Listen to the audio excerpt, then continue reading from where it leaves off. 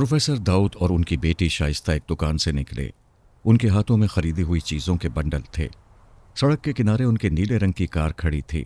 दोनों कार में बैठ गए। फिर उन्होंने कार मोड़ ली और घर की तरफ रवाना हो गए। अचानक शाइस्ता चौंक उठी। अब्बाजान, एक सुर्ख कार हमारे पीछे आ रही है। शाइस्ता ने बैक व्यू आईने में देखते हुए कहा। तो क्या हुआ, हमारे पीछे तो बहुत सी कारें हैं। अब्बाजान, जब हम घर से चले थे तो उस वक्त भी ये कार हमारे पीछे थी। ये इत्तेफाक भी हो सकता है।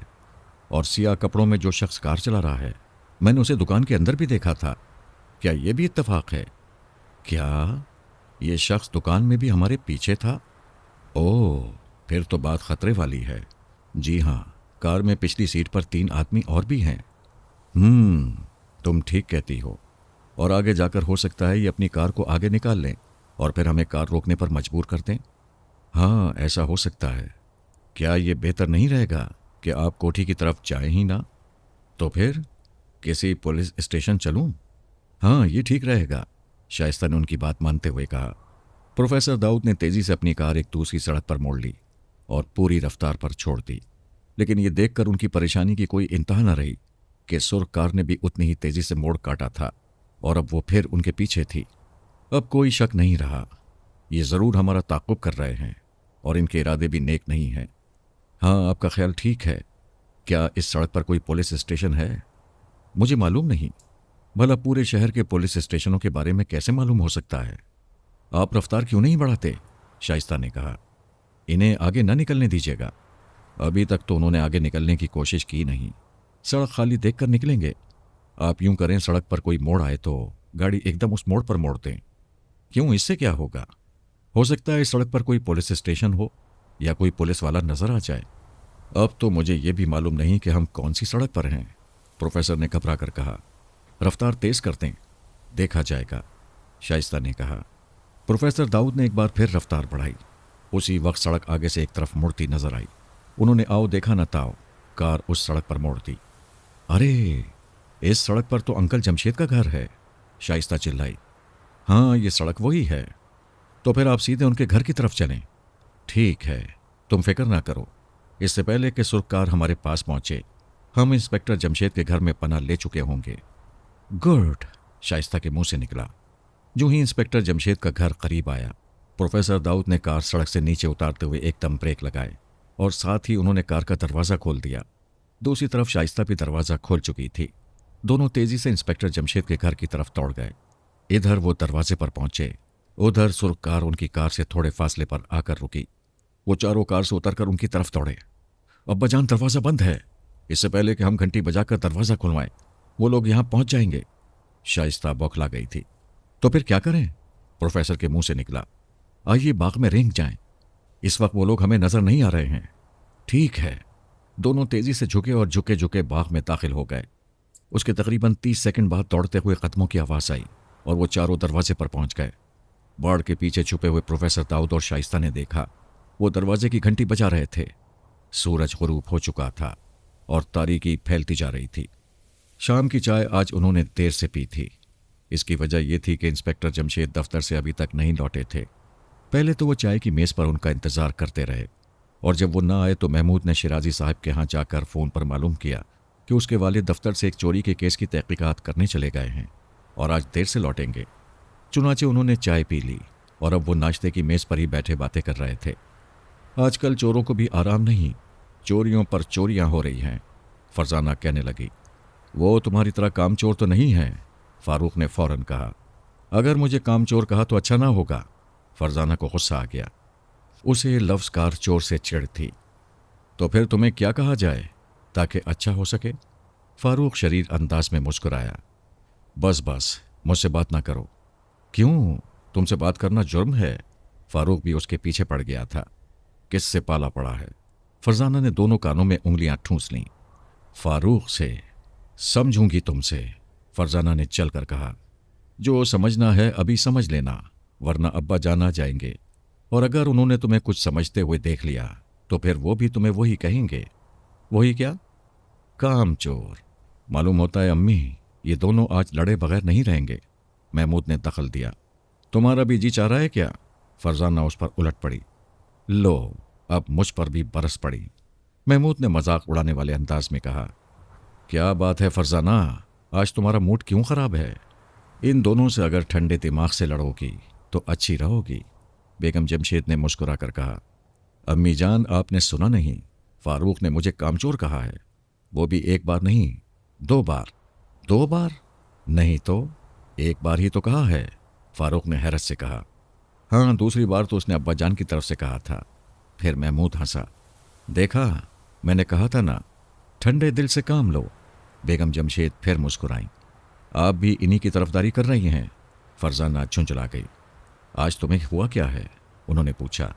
मैं अब्बा जान की वजह से परेशान हूं, न जाने किस वक्त आए। वो देर से आएंगे, इसीलिए तो परेशान हूं। मालूम होता है कोई बड़ी वारदात हो गई है, फारूक ने कहा। हाँ, ऐसा ही होगा, महमूद ने तायद की। क्या बाहर का दरवाज़ा बंद है? बेगम जमशेद ने पूछा। जी हाँ, मैंने बंद किया था, महमूद ने बताया। चलो ठीक है, क्यों ना कैरम की बाजी लगाई जाए, फारूक ने तजवीज़ पेश की। ख्याल बुरा नहीं है, महमूद ने कहा। तो मैं लाती हूं, फरजाना उठती हुई बोली। एन उसी वक्त दरवाजे की घंटी बजी। अरे, शायद अब्बा जान आ गए। हाँ, मैं देखता हूं। महमूद दरवाजे की तरफ बढ़ा। उसने दरवाज़ा खोल दिया, फिर बुरी तरह चौंका। दरवाजे में 4 लंबे तड़ंगे बदमाश खड़े थे। क्यों, क्या बात है? महमूद ने नागवारी से कहा। इस घर में अभी अभी एक बूढ़ा शख्स और एक बच्ची दाखिल हुए हैं, हमें उनसे कुछ काम है। लेकिन यहां तो कोई भी नहीं घुसा, महमूद ने हैरान होकर कहा। तुम झूठ बोलते हो, वो दोनों हमारे सामने इस दरवाजे पर आए थे। क्या बात है महमूद? अंदर से बेगम जमशेद की आवाज़ आई। हटो, हम मकान की तलाशी लेंगे, उनमें से एक ने महमूद को धकेलते हुए कहा। तुम तलाशी नहीं ले सकते, तुम्हें क्या हक है? महमूद भी तनकर खड़ा हो गया। दूसरे ही लम्हे बेगम जमशेद, फारूक और फरजाना भी वहां पहुंच गए। क्या बात है, कौन हो तुम लोग? बेगम जमशेद ने झल्ला कर कहा। आपके मकान में एक बूढ़ा और एक लड़की दाखिल हुए हैं, हमें उनसे कुछ काम है, उन्हें बाहर भेज दीजिए। तुम गलत कहते हो, मकान में हम चारों के सिवा कोई नहीं है। अगर ये सच है तो हमें मकान की तलाशी ले लेने दो। तुम कौन होते हो तलाशी लेने वाले? बेगम जमशेद ने तिनक कर कहा। हमें कौन रोक सकता है? अगर तुम मकान में दाखिल हुए तो तुम्हारा अंजाम अच्छा नहीं होगा, महमूद ने कहा। हटो पीछे, इसरार तुम दरवाजे पर ही ठहरो, उनमें से एक ने कहा, और वो तीनों उन्हें धकेलते हुए अंदर दाखिल हो गए। तुम भुगतोगे। भुगत लेंगे, उसी ने कहा जिसने इसरार को बाहर ठहरने के लिए कहा था। फिर वो अपने दोनों साथियों से बोला, परवेज, वजीर, सारे घर की तलाशी लो, मैं इन चारों के पास ठहरूंगा। बहुत अच्छा उस्ताद, उनमें से एक ने कहा, और मकान के एक कमरे में घुस गए। तुम्हारी भलाई इसी में है कि उन दोनों को खुद ही हमारे हवाले कर दो। इस घर में कोई बूढ़ा और लड़की दाखिल ही नहीं हुए तो हवाले कहां से कर दें? बेगम जमशेद ने झुंझला कर कहा। हमने अपनी आंखों से उन्हें इस मकान में दाखिल होते देखा है। खैर, तुम्हें मालूम हो ही जाएगा। वैसे वो दोनों हैं कौन, और तुम उन्हें क्यों पकड़ना चाहते हो? महमूद ने पुरसुकून आवाज में कहा। यह हमारा कारोबारी मामला है, हम इसके मुताल्लिक तुम्हें कुछ नहीं बताएंगे। तुम्हारी मर्जी, महमूद ने शाने झटके। तुम लोग क्या काम करते हो? बदमाशों के उस्ताद ने पूछा। उसका मुंह महमूद की तरफ था। पढ़ते हैं, महमूद के बजाय फारूक ने जवाब दिया। मेरा मतलब था तुम्हारे वालिद क्या काम करते हैं? वो सरकारी मुलाजिम हैं, महमूद ने गोलमोल जवाब दिया। खुद तुम लोग क्या काम करते हो? फरजाना ने नफरत से मुंह बनाते हुए कहा। हम? नन्ही लड़की, क्या करोगी मालूम करके? ये तुम्हारे जानने की बातें नहीं हैं। अच्छा, फरजाना ने हैरत का इजहार किया। हाँ, इस मकान में कितने कमरे हैं? उस्ताद ने पूछा। 6 कमरे, फारूक बोला। तुम्हारे वालिद कहाँ गए हैं? किसी काम से गए हुए हैं, आते ही होंगे, फारूक ने गोया उन्हें धमकी दी। उनके आने से पहले हमारा काम खत्म हो जाएगा। आखिर वो दोनों कौन हैं और तुम उनसे क्या चाहते हो? फारूक ने पेच उताप खाते हुए कहा। मैंने कहा ना, ये नहीं बता सकता। उसी वक्त उसके दोनों साथी वहां पहुंच गए। वो दोनों मकान में नहीं हैं, उनमें से एक बोला। क्या बकते हो? वजीर ठीक कहता है उस्ताद, हमने मकान का चप्पा चप्पा छान मारा, लेकिन उन दोनों का कहीं पता नहीं चला, परवेज बोला। हैरत है, हमने खुद मकान के फाटक में उन्हें दाखिल होते हुए देखा है, उस्ताद ने कहा। उस्ताद? परवेज चौंका। हाँ, क्या बात है? कहीं वो दोनों बाएं हाथ वाले बाग में न घुस गए हों? ओह, तुम ठीक कहते हो, हमसे गलती हो गई जो पहले नहीं देखा, उस्ताद बोला। तो क्या हुआ उस्ताद? इसरार दरवाजे पर मौजूद है, वो निकल कर नहीं जा सके होंगे। ज़रूर वो दोनों बाग में छुपे हुए होंगे। तो आओ जल्दी करो। तीनों तकरीबन दौड़ते हुए बाहर निकल गए। उनके बाहर निकलते ही महमूद और फारूक अपने कमरे की तरफ लपके। क्यों, तुम कहाँ जा रहे हो? हम देखना चाहते हैं वो दोनों बदनसीब कहीं सचमुच बाग में छुपे हुए तो नहीं हैं। मैं भी तुम्हारे साथ चलती हूँ, फरजाना ने कहा, और मैं दरवाज़ा अंदर से बंद करके तुम्हारे पास आती हूँ, बेगम जमशेद बोली। महमूद और फारूक ने अपने कमरे का दरवाज़ा खोलते ही खिड़की तक पहुंचने में फुर्ती दिखाई। दूसरे ही लम्हे उन्होंने खिड़की खोल दी। ऐन उसी वक्त तीनों बदमाश मकान से बाहर निकलकर दरवाजे पर पहुंच चुके थे और अपने साथी इसरार से पूछ रहे थे, इस बाग में से कोई निकला तो नहीं? बाग से? क्या मतलब? इसरार ने हैरत ज़दा होकर कहा। तो क्या वो दोनों बाग में हैं?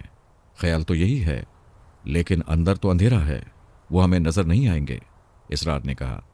तुम तीनों दरवाजे पर ही डटे रहो, मैं कार में से टॉर्च निकाल कर लाता हूँ, उस्ताद ने कहा और वहाँ से चला गया। कहीं बाग में से निकलने का कोई रास्ता दूसरी तरफ ना हो, इसरार ने कहा।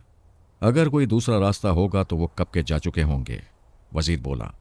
हाँ ये तो है, और अगर ऐसा हुआ तो आज हमारी भी शामत आ जाएगी।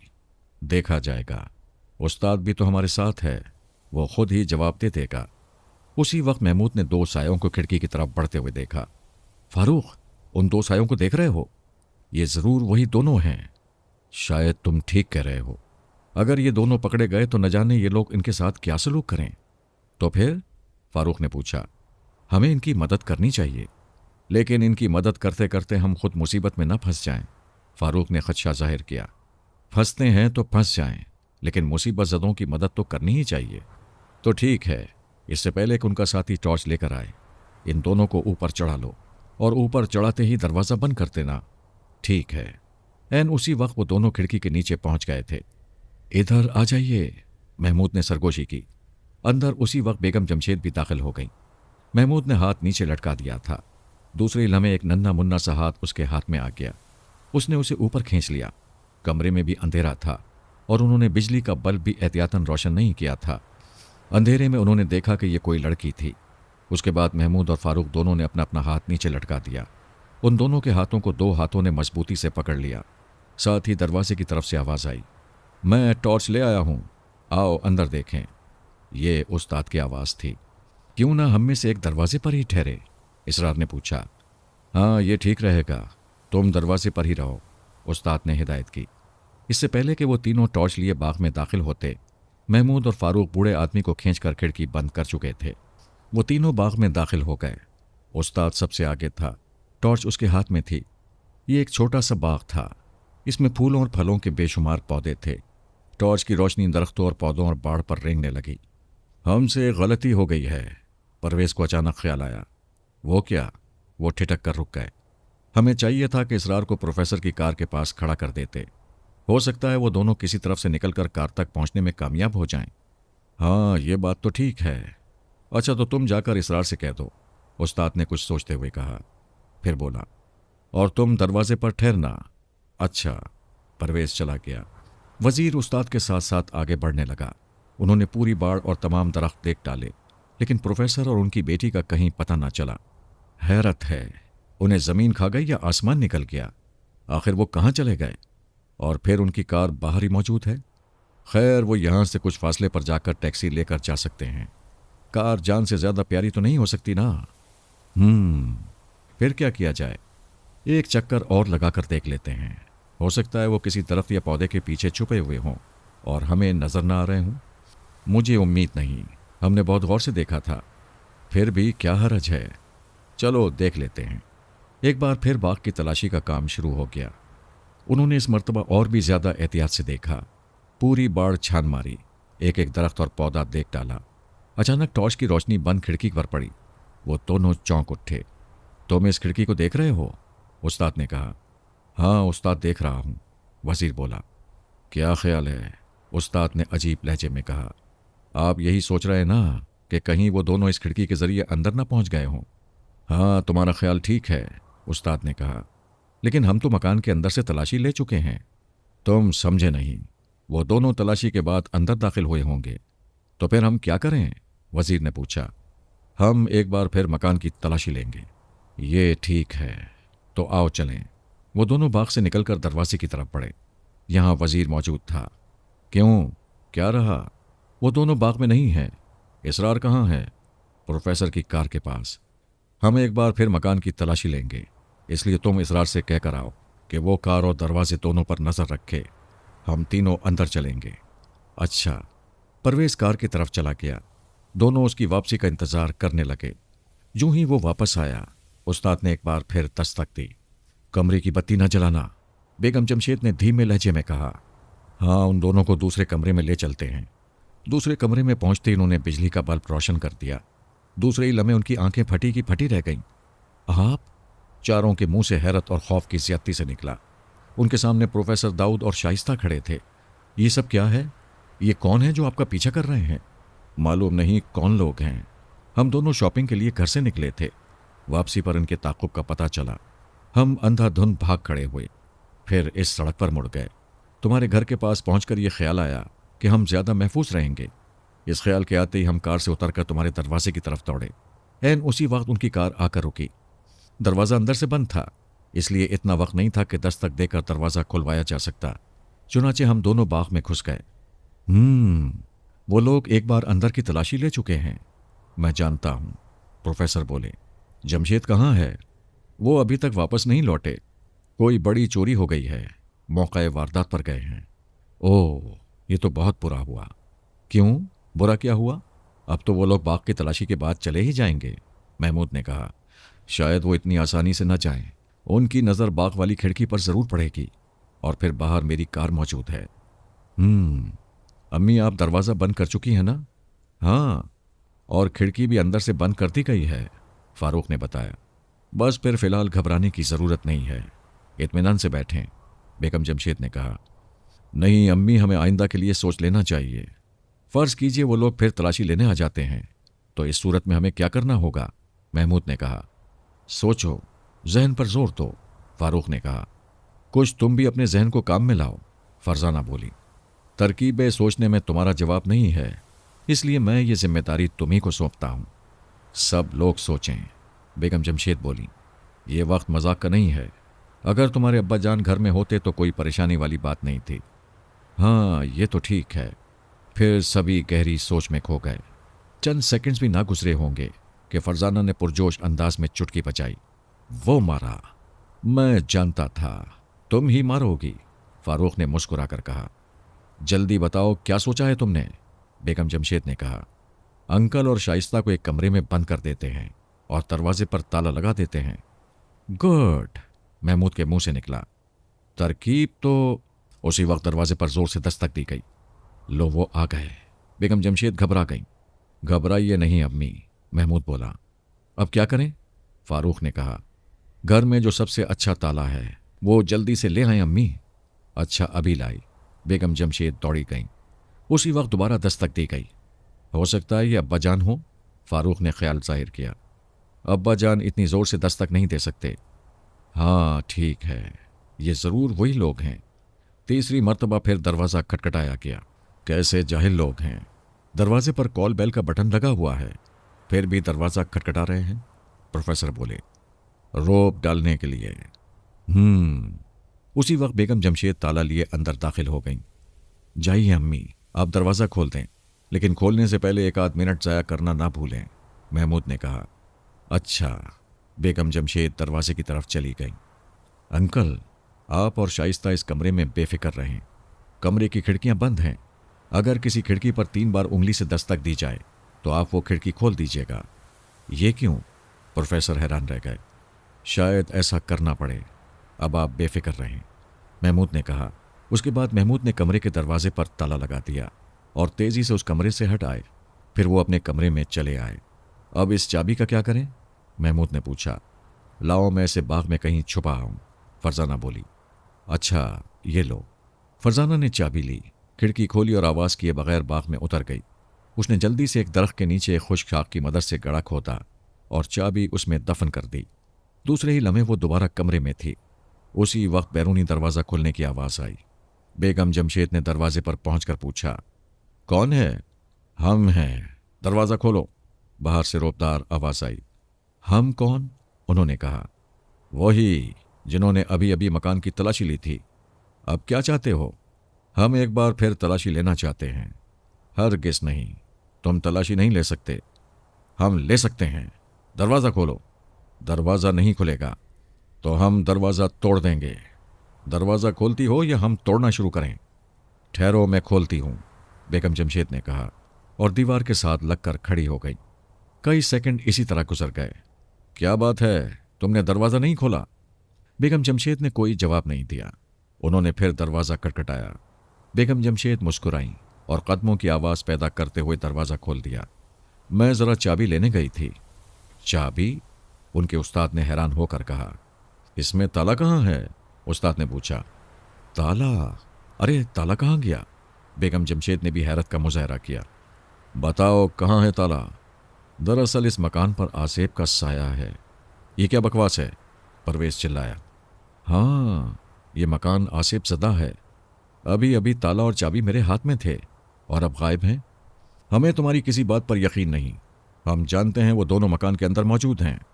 कौन दोनों? बेगम जमशेद ने अनजान बनकर कहा। वही दोनों जिनकी तलाश में हम हैं। अभी चंद मिनट पहले तो तुमने तलाशी ली है, अब फिर लेंगे। चलो जैसी तुम्हारी मर्जी, लेकिन कह देती हूं तुम एक गैर कानूनी काम कर रहे हो जिसके लिए तुम्हें भुगतना पड़ेगा। हम जानते हैं, तुम फिक्र ना करो, वजीर बोला। बेहतरी इसी में है कि इसी जगह से लौट जाओ। ये तो तुम चाहती हो कि हम तलाशी ना लें, उस्ताद ने कहा। हाँ, क्योंकि तुम्हारी बचत इसी में है। क्योंकि अगर तुम यहां से ना गए और मेरे शौहर आ गए तो फिर तुम बचकर नहीं जा सकोगे। बस बस तकरीर ख़त्म करो, चलो आगे बढ़ो। तुम्हारे बच्चे कहाँ हैं? वो अपने कमरे में होंगे। चलो पहले उन्हीं के कमरे में चलो। तुम लोग पछताओगे। बेगम जमशेद ज़्यादा से ज़्यादा वक्त गुजार देना चाहती थीं। अगर हमने उस शख्स को ना पकड़ा तो भी पछताना तो पड़ेगा ही। कौन है वो? है एक मशहूर आदमी। चलो हमें अपने बच्चों के कमरे में ले चलो। ठीक है, आओ। बेगम जमशेद उन्हें लिए बाग वाले कमरे में आ गईं। यहाँ तीनों मौजूद थे। उन बदमाशों को देखकर उन्होंने चौंकने की एक्टिंग की। अरे तुम लोग फिर आ गए? महमूद बोल उठा। हाँ, हम एक बार फिर तलाशी लेंगे, उस्ताद ने कहा। क्यों, अब क्या हुआ? हमारा ख्याल है कि वो दोनों इसी मकान में कहीं छुपे हुए हैं। तो देख लो, वो यहाँ नहीं है। जाओ तुम दोनों मकान का चप्पा चप्पा छान मारो, कोई कोना ना रह जाए। उस्ताद ने अपने दोनों साथियों को हुक्म दिया। वो दोनों चले गए। तुम्हारे वालिद अभी तक नहीं आए? आने ही वाले हैं और आते ही तुमसे निमट भी लेंगे। हमसे? उस्ताद हंसा। क्यों, तुम हंसे क्यों? क्या तुमसे निमटा नहीं जा सकता? महमूद ने पूछा। हमारा नाम ही सुनकर उनका दम निकल जाएगा। अच्छा, क्या नाम है तुम्हारा? ज़रा हम भी तो सुने, देखते हैं हमारा दम निकलता है या नहीं। क्या करोगे जानकर? मैं बच्चों को अपना नाम बताता नहीं फिरता। अरे कहीं तुम्हारा नाम सुल्ताना डाकू तो नहीं है? फारूक ने पूछा। तुम भूल रहे हो फारूक, वो तो मर चुका है, फरजाना बोली। तो फिर ये बादल डाकू होंगे? फारूक फिर हंसा। अगर ये बादल डाकू हैं तो ज़मीन पर क्यों फिर रहे हैं? महमूद ने हैरान होकर पूछा। बहुत बदतमीज़ हो तुम तीनों। ये हमारे लिए एक नई खबर है, फारूक ने ऐलान किया। तुम चुप नहीं रहोगे? उस्ताद झल्ला उठा। तुमने अपना नाम नहीं बताया, तो तुम मेरा नाम ज़रूर जानना चाहते हो? हाँ, क्योंकि हमारा बेहोश होने का प्रोग्राम है, फारूक ने खुश होकर कहा। दरअसल हम आज तक बेहोश नहीं हुए। ज़रा देखे तो सही, बेहोश होने पर कैसा महसूस होता है। अगर अब बोले तो मैं तुम्हें मार बैठूंगा, उस्ताद ने गुर्रा कर कहा। यह पाबंदी सिर्फ मुझ पर लगा रहे हो या हम सब पर? फारूक ने पूछा। तुम यूं नहीं मानोगे, तुम्हारे एक हाथ रसीद करना ही पड़ेगा, वो फारूक की तरफ बढ़ता हुआ बोला। क्या तुम आधा हाथ भी रखते हो? गोया तुम्हारे अढ़ाई हाथ हैं। अभी बताता हूं। उस्ताद ने अपना भारी भरकम हाथ फारूक को मारने के लिए उठाया। ठहरो दोस्त, ये तो ज्यादती है, महमूद ने पुरसुकून आवाज में कहा। क्या मतलब? उस्ताद का उठा हुआ हाथ रुक गया। इसने तुम्हारा नाम ही तो पूछा था, क्या तुम्हारा नाम मालूम करने की सजा मुकर्रर है? महमूद ने कहा। मेरा नाम जानना चाहते हो? जी हाँ, महमूद ने अदब से कहा। मुझे बहजाद डाकू कहते हैं। क्या? उन चारों के मुंह से निकला, क्योंकि वो सचमुच हैरान रह गए थे। बाकरगंज जाने से पहले उन्होंने बहजाद डाकू का नाम अपने वालिद की ज़बान से कई बार सुना था, उन दिनों उसने शहर में हलचल मचाई हुई थी। फिर कुछ दिनों बाद वो बिल्कुल ही गायब हो गया था और किसी वारदात के सिलसिले में उसका नाम सुनने में नहीं आया था। आज behzad डाकू उनके सामने मौजूद था। अरे, क्या वाकई तुम behzad डाकू हो? हाँ, लेकिन तुम तो गायब हो गए थे। मैं दूसरे शहरों में हाथ मारने गया हुआ था, behzad डाकू ने कहा। भाई वाह, बड़ा नेक काम है, फारूक ने खुश होकर कहा। मिस्टर behzad, बड़ी खुशी हुई तुमसे मिलकर। वाह, डाकू हो तो ऐसा हो, महमूद बोला। बड़ा नाम पैदा किया है आपने तो। फरजाना भला कब चुप रहने वाली थी। behzad डाकू तीनों बच्चों को हैरत से देख रहा था। आप बैठ जाएं डाकू भाई, थक जाएंगे। फरजाना ने खुश इखलाकी का मुजाहरा किया। हाँ हाँ, तशरीफ रखें। अम्मी जान डाकू साहब के लिए चाय तैयार कर दें, ये हमारे मेहमान हैं, महमूद बोला। खाली चाय से काम नहीं चलेगा अम्मी, कुछ केक पेस्ट्रीज भी हों, फारूक चहका। अच्छा बेटा, अभी लाई।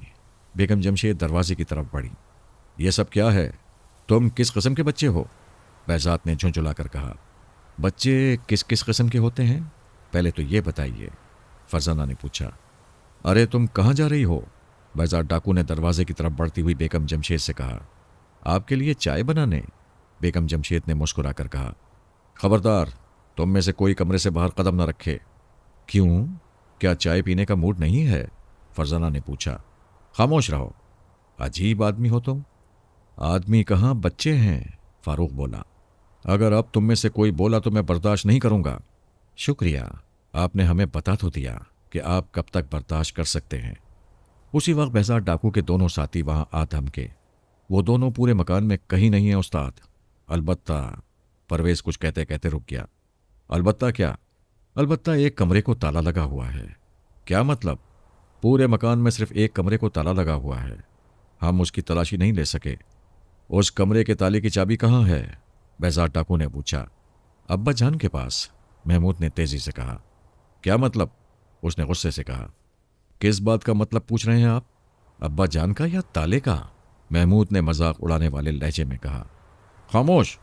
जी बेहतर, उसने डर कर कहा। जिस वक्त पहले तलाशी ली गई थी उस वक्त भी कमरे को ताला लगा हुआ था? behzad डाकू ने अपने दोनों साथियों से पूछा। जी नहीं, उस वक्त हमने किसी कमरे को ताला लगा हुआ नहीं देखा था और तमाम कमरों की तलाशी ली थी, परवेज ने कहा। तो फिर अब यह ताला कैसे लग गया? behzad डाकू ने उन चारों को सवालिया नजरों से देखते हुए कहा। हाँ वाकई, ये सवाल तो बहुत अहम है, आखिर ताला कैसे लग गया? फारूक बोला। बात बहुत अजीब है, फरजाना ने खौफजदा होकर कहा। हमें चलकर देखना चाहिए कि इस कमरे को ताला लगा है और कैसे लग गया है। या इलाही खैर, बेगम जमशेद ने कहा। डाकू साहब, हमें इजाज़त है? महमूद ने पूछा। हम सब चल रहे हैं, behzad डाकू ने कहा। तो बिस्मिल्लाह कीजिए, कदम रंजा फरमाइए। तुम लोग अजीब हो, behzad डाकू ने उन्हें घूरते हुए कहा। यह जुमला कितनी मर्तबा कसने का इरादा है?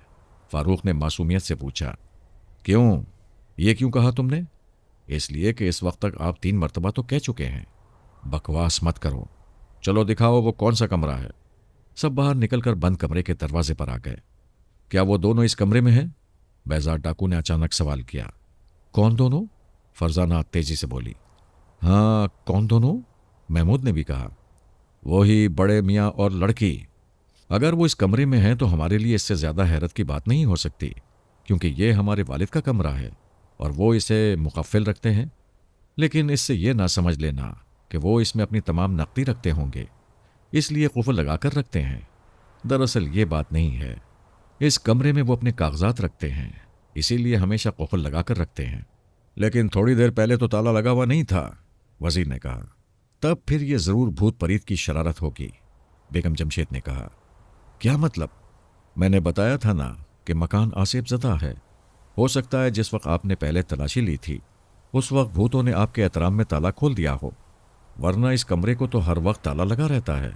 सिर्फ मेरे शौहर ज़रूरत पड़ने पर इसे खोलते हैं। लेकिन हम इस कमरे को खोलकर ज़रूर देखेंगे, behzad डाकू ने ज़िद पर अड़ते हुए कहा। आप इसे कैसे खोलेंगे? महमूद ने मासूमियत से पूछा। इस पर तो ताला लगा हुआ है। हम ताला खोल लेंगे और अगर ताला ना खुला तो उसे तोड़ देंगे। हाँ, डाकू ही ठहरे, दिन रात यही काम तो करते हैं, फारूक ने तंजिया कहा। बिल्कुल, तुम ठीक समझे। वजीर, चाबियों का गुच्छा मुझे दो। मगर उस्ताद, वो तो कार में है। क्या मालूम था कि इसकी ज़रूरत पड़ेगी। तो क्या हुआ, जाकर ले आओ। जी बेहतर। वजीर चाबियों का गुच्छा लेने के लिए चला गया। तुम्हारे घर में भी तो चाबियों का गुच्छा होगा? डाकू ने बेगम जमशेद से पूछा।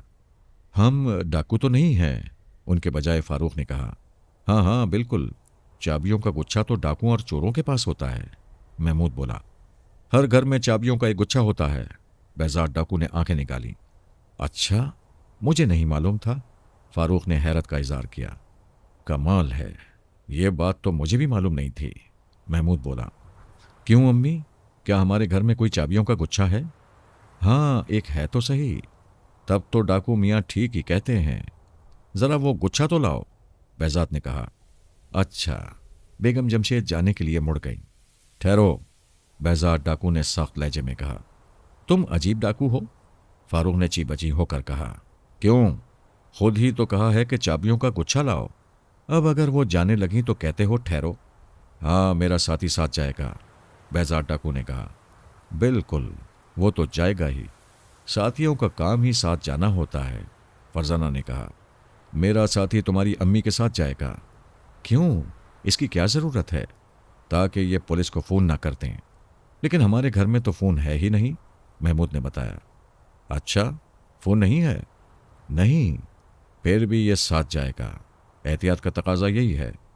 ठीक, साथी साहब हमारी अम्मी के साथ जाओ, महमूद ने गोया हुक्म दिया, और वो दोनों चले गए। तुम तीनों की ज़बान बहुत तेज़ी से चलती है, क्या आपको बुरा लगा है? हाँ। अच्छा, तो अब हम खामोश रहेंगे। तुम लोग पढ़ते हो? तीनों खामोश रहे। जवाब क्यों नहीं देते? इस पर भी तीनों कुछ न बोले। क्या तुम्हें सांप सूंघ गया है? अजीब डाकू हो, खुद ही कहते हो कि हमारा बोलना तुम्हें नागवार गुजरता है। अब हम खामोश हो गए हैं तो कहते हो बोलो। फारूक ने बुरा सा मुंह बनाया। बताओ, क्या तुम पढ़ते हो? हाँ, महमूद ने ऐसे लहजे में कहा जैसे ये बताकर डाकू पर एहसान किया हो। तुम तीनों को मैं अपना साथी बनाऊं तो कैसा है? बेजात ने हंसकर कहा। क्या मतलब? तीनों बुरी तरह चौंके। तुम तीनों काफी तेज तर्रार हो। मैं तुम्हें जाते वक्त अपने साथ ले जाऊंगा, और फिर तुम भी एक दिन मेरे साथी बन जाओगे। नामी ग्रामी डाकू कहलाओगे। तुम तीनों मुझे बहुत पसंद आए हो। शुक्रिया। हमारा ऐसा कोई इरादा तो नहीं है, महमूद ने कंधे झटके। हो ना हो, मैं तुम्हें ले जाऊंगा। उसी वक्त उसका साथी चाबियों का गुच्छा लेकर आ गया। परवेज कहाँ गया? उसने पूछा। वो उनकी माँ के साथ घर की चाबियों का गुच्छा लेने गया है। हाँ, ये ठीक है। यूं ही बेजार डाकू चाबियों का गुच्छा लिए ताले की तरफ बढ़ा। उनके दिल इस डर से धड़क उठे कि कहीं ताला ना खुल जाए। उसी वक्त उनकी अम्मी भी परवेज के साथ वहां पहुंच गईं। क्यों उस्ताद, कोई चाबी लगी? परवेज ने पूछा। अभी तो शुरू ही करने लगा हूं, उसने कहा, और पहली चाबी ताले को लगाई। पहली चाबी ताले में घूम कर रह गई। उसके बाद उसने अपने गुच्छे की सब चाबियां लगाकर देख लीं, लेकिन कामयाबी ना हुई। उसके बाद उसने परवेज के हाथ से बेगम जमशेद वाला चाबियों का गुच्छा लिया और उसकी चाबियां आजमाने लगा। अब बेगम जमशेद और तीनों बच्चों के चेहरे पुरसुकून थे, क्योंकि वो जानते थे इस गुच्छे की कोई चाबी ताले को नहीं लगेगी। हैरत है, मेरी जिंदगी में ये पहला ताला है जो इतनी चाबियों से भी नहीं खुला। क्या तुम सब चाबियां लगा चुके हो? वजीर ने पूछा। हाँ, अब हमें दरवाजे को तोड़ना ही पड़ेगा, बेजार डाकू ने कहा। यह कौन सा मुश्किल काम है, अभी तोड़ डालते हैं, परवेज ने कहा। लेकिन इस तरह शोर पैदा होगा, बेजात ने कहा। तो फिर क्या किया जाए? हम भूल रहे हैं, बेजात डाकू मुस्कुराया। क्या मतलब? न सिर्फ बेजात के साथी बल्कि वो चारों भी चौंके। दरवाजे को ताला इन्होंने ही लगाया है, और इस ताले की चाबी भी जरूर इन्हीं के पास है। ओह, बात तो ठीक है। बस तो फिर इनसे मालूम करो कि चाबी कहाँ है, और अगर ये ना बताएं तो इन्हें गोलियां मार दो और इनके बाग में ही दफन कर दो, बेजात ने सख्त लहजे में कहा। कहाँ है चाबी? परवेज बोल रहा है। अब्बा जान के पास, महमूद ने जवाब दिया। बकवास मत करो, तुम्हें बताना पड़ेगा, वरना हम तुम्हें जिंदा नहीं छोड़ेंगे। ये कहते हुए उसने जेब से पिस्तौल निकाल लिया। बेजार डाकू तुम्हें हुक्म देता है कि फौरन से पहले बता दो, वरना मेरे इशारा करते ही तुम खून में तड़पते नजर आओगे, बेजात ने कहर आलूद आवाज में कहा। ठहरो, मैं बताती हूं। चाबी बाग में है, फरजाना ने कहा। क्या बकवास करती हो? चाबी का बाग में क्या काम? बेगम जमशेद गुस्से से चिल्लाई। मैंने वहां छुपाई थी। तो वो दोनों इस कमरे में बंद हैं? हाँ, फरजाना के मुंह से निकला, और वो तीनों फरजाना को बुरी तरह घूरने लगे कि ये उसने क्या किया। ये तुमने क्या किया? तुमने घर में पनाह लेने वालों की हिफाजत नहीं की, बेगम जमशेद चिल्लाई। फरजाना जवाब में खामोश रही। उसका सर शर्म से झुक गया था।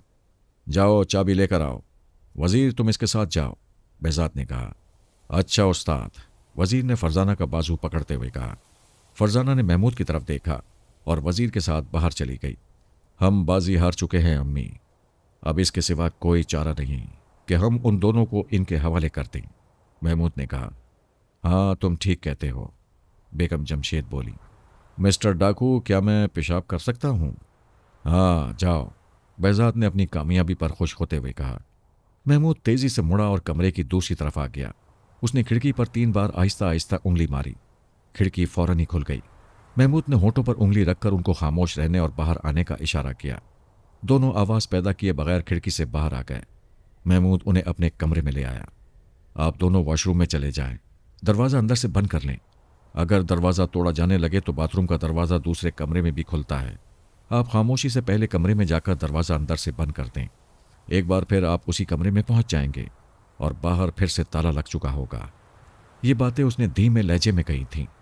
उनके गुसलखाने में जाने के बाद वो कमरे से बाहर निकल आया और बेजार डाकू की तरफ बढ़ गया। उसी वक्त फरजाना भी दूसरे डाकुओं के साथ मकान में दाखिल हुई। क्यों, मिल गई चाबी? हाँ उस्ताद, मिल गई, काम बन गया। बहुत खूब, लाओ चाबी मुझे दो। बेजात ने चाबी ली, ताले में लगाई।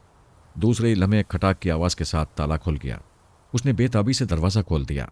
दरवाजे में दाखिल होते ही वो थक से रह गए। कमरा खाली पड़ा उनका मुंह चढ़ा रहा था। ये क्या, कमरा तो खाली है, बेजात ने कहा। वो सख्त हैरान था।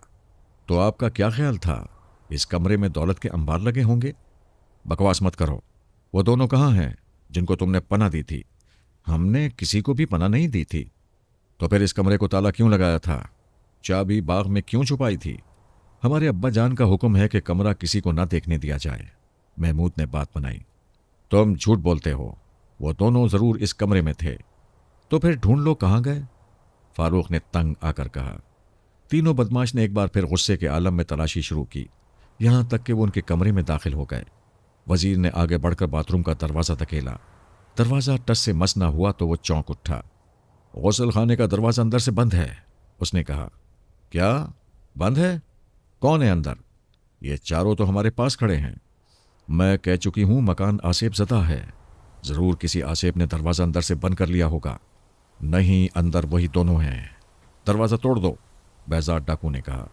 तुम कैसे डाकू हो जो मौत के बजाय 2 इंसानों को पकड़ना चाहते हो? आखिर क्या करोगे तुम उन दोनों को पकड़कर, महमूद ने कहा। चलो दरवाज़ा तोड़ो। वजीर ने पीछे हटकर दरवाजे पर कंधा मारा। एक जोरदार आवाज़ कमरे में गूंजी। इसी तरह उसने 10-12 मरतबा कंधा दरवाजे पर मारा। जब दरवाज़ा न टूटा तो उसके साथ परवेज भी शामिल हो गया। अब बैक वक्त 2 आदमी दरवाजे पर टक्करें मार रहे थे, लेकिन आखिर कब तक? दरवाज़ा टूटकर अंदर की तरफ जा गिरा। तीनों बदमाश एक साथ अंदर दाखिल हुए। ये देखकर उनकी हैरत की कोई इंतहा न रही कि अंदर कोई नहीं था। कमाल है, यहां तो कोई भी नहीं है, वजीर ने हैरत के आलम में कहा। तो फिर दरवाज़ा अंदर से किसने बंद किया? बेजात ने पूछा। क्या वाकई ये मकान आसिफ ज़दा तो नहीं है? परवेज बोला। क्या बकवास करते हो? अरे इस दूसरे दरवाजे को देखो। परवेज और वजीर दूसरे कमरे की तरफ झपटे। ये दरवाज़ा भी दूसरी तरफ से बंद था। तीनों चकरा कर रह गए। दौड़ते हुए बाहर निकले और उस कमरे के दरवाजे की तरफ आए जिसमें थोड़ी देर पहले प्रोफेसर दाऊद और उनकी बेटी बंद थे और जिसके दरवाजे पर ताला लगा हुआ था। ये देखकर उनकी हैरत का कोई ठिकाना न रहा कि दरवाज़ा इस मर्तबा अंदर से बंद था। अब वो दोनों बचकर कहाँ जाएंगे? बेजात ने हंसकर कहा। अब हम इस कमरे का दरवाज़ा तोड़ेंगे, फिर तुम उन्हें कैसे बचाओगे? चारों चकरा गए क्योंकि अब प्रोफेसर और शाइस्ता को बचाने का कोई रास्ता नजर नहीं आ रहा था। वजीर तुम गुसलखाने के दरवाजे पर पहुंच जाओ, पिस्तौल हाथ में रखना। प्रोफेसर निकलकर भागने ना पाए। हम इधर से दरवाज़ा तोड़कर अंदर दाखिल होंगे। ठीक है उस्ताद, वजीर ने कहा और महमूद और फारूक के कमरे की तरफ चला गया। उस्ताद दरवाज़ा बहुत मजबूत है, परवेज बोला। परवाह नहीं, मैंने भी बड़े बड़े दरवाजे तोड़ डाले हैं, बेजात ने कहा और वो दोनों मिलकर दरवाजे पर टक्करें मारने लगे। चारों हद दर्जे फिक्रमंद नजर आ रहे थे। उनके जहनों में इस वक्त बार बार यही सवाल गूंज रहा था, क्या दरवाज़ा टूट जाएगा और ये लोग प्रोफेसर को पकड़ कर ले जाएंगे? अगर ऐसा हो गया तो हम अब्बा जान को मुंह दिखाने के काबिल नहीं रहेंगे। इन ख्यालात के साथ ही उन्होंने एक दूसरे की तरफ देखा। महमूद ने फारूक की तरफ देखा और उसने महमूद की तरफ। दोनों ने आंखों ही आंखों में एक अनोखा प्रोग्राम बनाया। behzad डाकू और परवेज दरवाजे पर टक्कर मारने के लिए पीछे हट रहे थे। महमूद और फारूक एक दूसरे के सामने खड़े हो गए। उनके दरमियान में से behzad और परवेज को दौड़ते हुए दरवाजे तक जाना था। जो ही उन्होंने दौड़ना शुरू किया, महमूद और फारूक तैयार हो गए। दोनों उनके पास पहुंचे तो अचानक उन्होंने अपनी एक एक टांग आगे निकाल दी। behzad और परवेज मुंह के बल जमीन पर आ गए। उसी वक्त फरजाना ने बिजली की सी फुर्ती से गिरे हुए behzad की जेब में से पिस्तौल निकाल लिया। खबरदार, अपनी जगह लेटे रहो, हरकत न करना। महमूद, तुम दूसरे का पिस्तौल भी निकाल लो, वो बोली। महमूद ने दूसरे साथी का पिस्तौल निकालने में देर नहीं लगाई। जो ही वो पिस्तौल निकालकर पीछे हटा, behzad और उसका साथी उठ खड़े हुए। मैंने तुमसे कहा था कि अपनी जगह से हरकत न करना, फरजाना बोली। तुम नन्हे बच्चे पिस्तौल चलाना क्या जानो? लाओ पिस्तौल हमारे हवाले कर दो। behzad बेखौफी से फरजाना की तरफ कदम उठाता वह बोला। उसका साथी महमूद की तरफ बढ़ रहा था। खबरदार, आगे न बढ़ना वरना हम गोली चला देंगे, महमूद ने घबरा कर कहा। तुम गोली चलाओगे? कभी ख्वाब में भी गोली चलाई है? behzad डाकू हंसा। हम गोली चला सकते हैं, फरजाना ने अकड़ कर कहा। तो फिर चलाओ, चलाते क्यों नहीं? तुम पर रहम आ रहा है, इतना बड़ा डाकू और छोटे छोटे बच्चे उसे हलाक कर दें। फारूक हंसने लगा। तुम नन्हे मुन्ने कीड़े मुझे हलाक नहीं कर सकते। behzad बराबर आगे बढ़ा आ रहा था। अल्लाह चाहे तो चींटी से हाथी को हलाक करा दे, फरजाना बोली। बहुत खूब, तो तुम चींटियां हो, हम इंसान हैं, फारूक ने बुरा सा मुंह बनाकर कहा। अब behzad और उसका साथी उन दोनों से 3-4 कदम के फासले पर रह गए थे। महमूद और फरजाना की उंगलियां अपने अपने पिस्तौल के ट्राइगर पर थीं। दोनों पिस्तौल की नालें उनकी तरफ उठी हुई थीं। अब महमूद और फरजाना के पास दो रास्ते थे। एक तो यह कि वो उन दोनों पर गोली चलाते हैं, क्योंकि इसी सूरत में प्रोफेसर बच सकते थे। दूसरे ये कि वो उन दोनों को यकीन दिलाते हैं कि वो पिस्तौल चलाना जानते हैं। इस सूरत में डाकुओं के उठते कदम रुक जाते। इसका एक फ़ायदा और भी होता। लिहाजा महमूद ने दूसरा रास्ता इख्तियार किया। वो अचानक बोला, ठहरो, शायद तुम ये समझ रहे हो कि हम दोनों पिस्तौल चलाना नहीं जानते होंगे। हाँ, इसमें क्या शक है, लेकिन पिस्तौल चलाना हमें आता है। ये बकवास हम मानने को तैयार नहीं। तुम हमें डराना चाहते हो। अच्छा तो सुनो, ये इंस्पेक्टर जमशेद का घर है, महमूद ने पुरसकून आवाज में कहा। क्या कहा? इंस्पेक्टर जमशेद का? behzad और उसका साथी हैरान रह गए। हाँ, हम इंस्पेक्टर जमशेद के बच्चे हैं। तुम्हें बता दूं, मेरा नाम महमूद है, ये फरजाना है और ये साहिब फारूक हैं, ये हमारी अम्मी हैं। अब अगर तुमने एक कदम भी आगे बढ़ाया तो बगैर झिझक के गोली मार देंगे। दोनों के मुंह खुले के खुले रह गए। उन्होंने इंस्पेक्टर जमशेद के साथ साथ उनके बच्चों के कारनामों का हाल अक्सर अखबारात में पढ़ा था। दूसरी तरफ महमूद ने उन्हें डराकर दोहरा फायदा उठाया था। अगर वो उन पर फायर कर देते तो behzad डाकू के दूसरे साथियों को इल्म हो जाना लाजमी था और फिर सूरत हाल और भी खतरनाक हो जाती। अचानक फारूक को एक ख्याल आया। उसने बेगम जमशेद से कहा, अम्मी आप मेरे साथ आइए, यहाँ के लिए महमूद और फरजाना ही काफ़ी हैं। प्रोफेसर दाऊद और डाकुओं की कार से थोड़े फासले पर एक सफ़ेद रंग की कार खड़ी थी। उसका दरवाज़ा खुला। उसमें से सियाह कपड़ों में मलबूस एक शख्स निकला और सड़क पर चलने लगा, यहाँ तक कि वो एक पब्लिक फ़ोन बूथ में दाखिल हो गया। उसने किसी के नंबर मिलाए और अंग्रेज़ी ज़बान में कहा, हेलो, कौन साहब? तुम कौन हो? दूसरी तरफ से पूछा गया। जेरी। तब तुमने ठीक नंबर पर फ़ोन किया है। क्या रिपोर्ट है? behzad ने प्रोफेसर का ताक़ुब घर से निकलते ही शुरू कर दिया था। प्रोफेसर अपनी बेटी के साथ बाजार किया, वहाँ उसने कुछ चीज़ें खरीदी। वापसी पर उसे ताक़ुब का इल्म हो गया। वो अंधाधुंध भाग खड़ा हुआ। behzad की कार बदस्तूर उसके ताक़ुब में रही। प्रोग्राम यही था कि प्रोफेसर को घर से बाहर निकल जाने पर मजबूर किया जाए, लेकिन अचानक प्रोफेसर ने कार एक सड़क पर मोड़ दी। मैं behzad की कार के पीछे रहा, जैसा कि हुक्म दिया गया था। तुमने ठीक किया, आगे बताओ, फिर क्या हुआ? दूसरी तरफ से बेचैनी से पूछा गया। प्रोफेसर ने अचानक ही अपनी कार सड़क से उतार कर खड़ी कर दी और एक तरफ भाग खड़ा हुआ। उसकी बेटी उसके साथ थी। फिर behzad और उसके साथी भी कार से उतरे और उसके पीछे भागने लगे। मैंने उन दोनों को एक बड़े से मकान के बैरूनी दरवाजे में दाखिल होते हुए देखा था। फिर behzad और उसके साथी भी उसमें दाखिल हो गए और और क्या, और अब उन्हें अंदर गए तकरीबन आधा घंटा हो गया है, वो बाहर नहीं निकले। क्या मतलब? बहजाद और उसके साथी मकान से बाहर निकलते हुए नहीं देखे गए। और प्रोफेसर? वो भी नहीं निकले। कमाल है, ये लोग अंदर क्या कर रहे हैं? और दोनों कारें?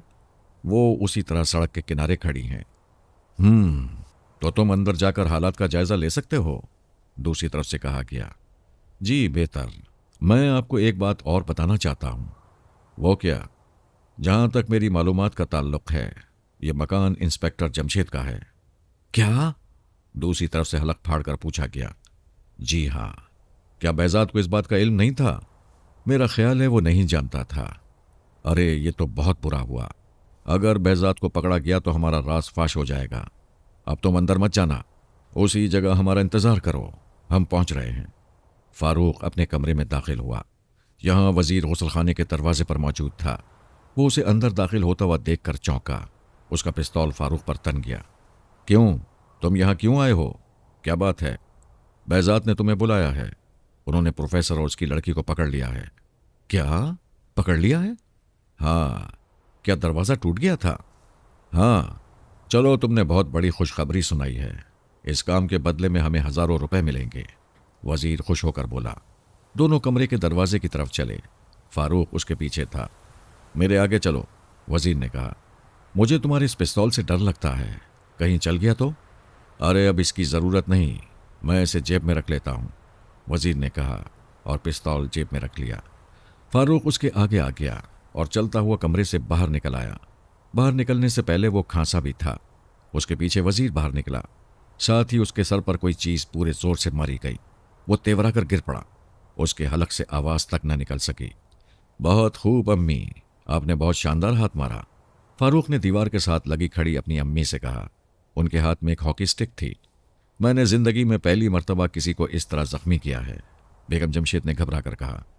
हाँ लेकिन यह बहुत ज़रूरी था अम्मी। हाँ लेकिन अब क्या करना चाहिए? पहले इसे रस्सी से बांध देना चाहिए। अच्छा, मैं रस्सी लाती हूँ। दोनों ने मिलकर उसके हाथों और पैरों को रस्सी से जकड़ दिया।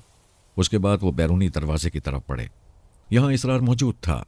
फारूक बाहर निकल आया। तुम्हें बहजाद ने बुलाया है? अच्छा। वो पूछे ताछे बगैर ही अंदर घुस गया। उसे तो अंदर पेश आने वाले वाकयात की खबर ही नहीं थी। जूं ही वो अंदर दाखिल हुआ, हॉकी स्टिक ने उसका मिजाज पूछा और वो भी फर्श पर ढेर हो गया। उन्होंने मिलकर उसे भी बांधा और घसीट कर एक तरफ डाल दिया। अब आप यहीं ठहरें, मैं भी अपने कमरे से हॉकी स्टिक ले आऊं, फारूक ने कहा। महमूद और फरजाना उलझन में थे। उनकी समझ में नहीं आ रहा था कि वो कब तक उन दोनों पर पिस्तौल उठाए खड़े रहेंगे। वो सोच सोच कर परेशान हो रहे थे कि फारूक और अम्मी कहाँ चले गए। न जाने उनके साथ क्या भी थी। अचानक उन दोनों ने देखा कि बहजाद डाकू और उसका साथी परवेज आहिस्ता आहिस्ता सरकते हुए उनसे काफ़ी नज़दीक आ चुके थे। ये सब कुछ बेखबरी में हुआ था, लेकिन खतरे से पहले ही वो संभल गए। आगे मत बढ़ो, तुम जानते ही हो तुम्हारी गिरफ्तारी पहले ही पुलिस वालों के लिए परेशानी का बाइस बनी हुई है। महमूद ने उन्हें रोकने के लिए कहा। हम तुम्हारे साथ एक सौदा करने के लिए तैयार हैं, बहजाद डाकू ने कहा। कैसा सौदा? तुम हमें यहां से जाने दो, हम तुम्हें कुछ नहीं कहेंगे, और तुम अगर इन दोनों बाप बेटी को हमारे हवाले कर दो तो हम तुमको नकदी की सूरत में कई हजार रुपए पेश कर सकते हैं। बहुत खूब। शायद तुम नहीं जानते वो बाप बेटी कौन हैं, फरजाना ने कहा। जानते हैं, वो एक प्रोफेसर है। प्रोफेसर दाऊद?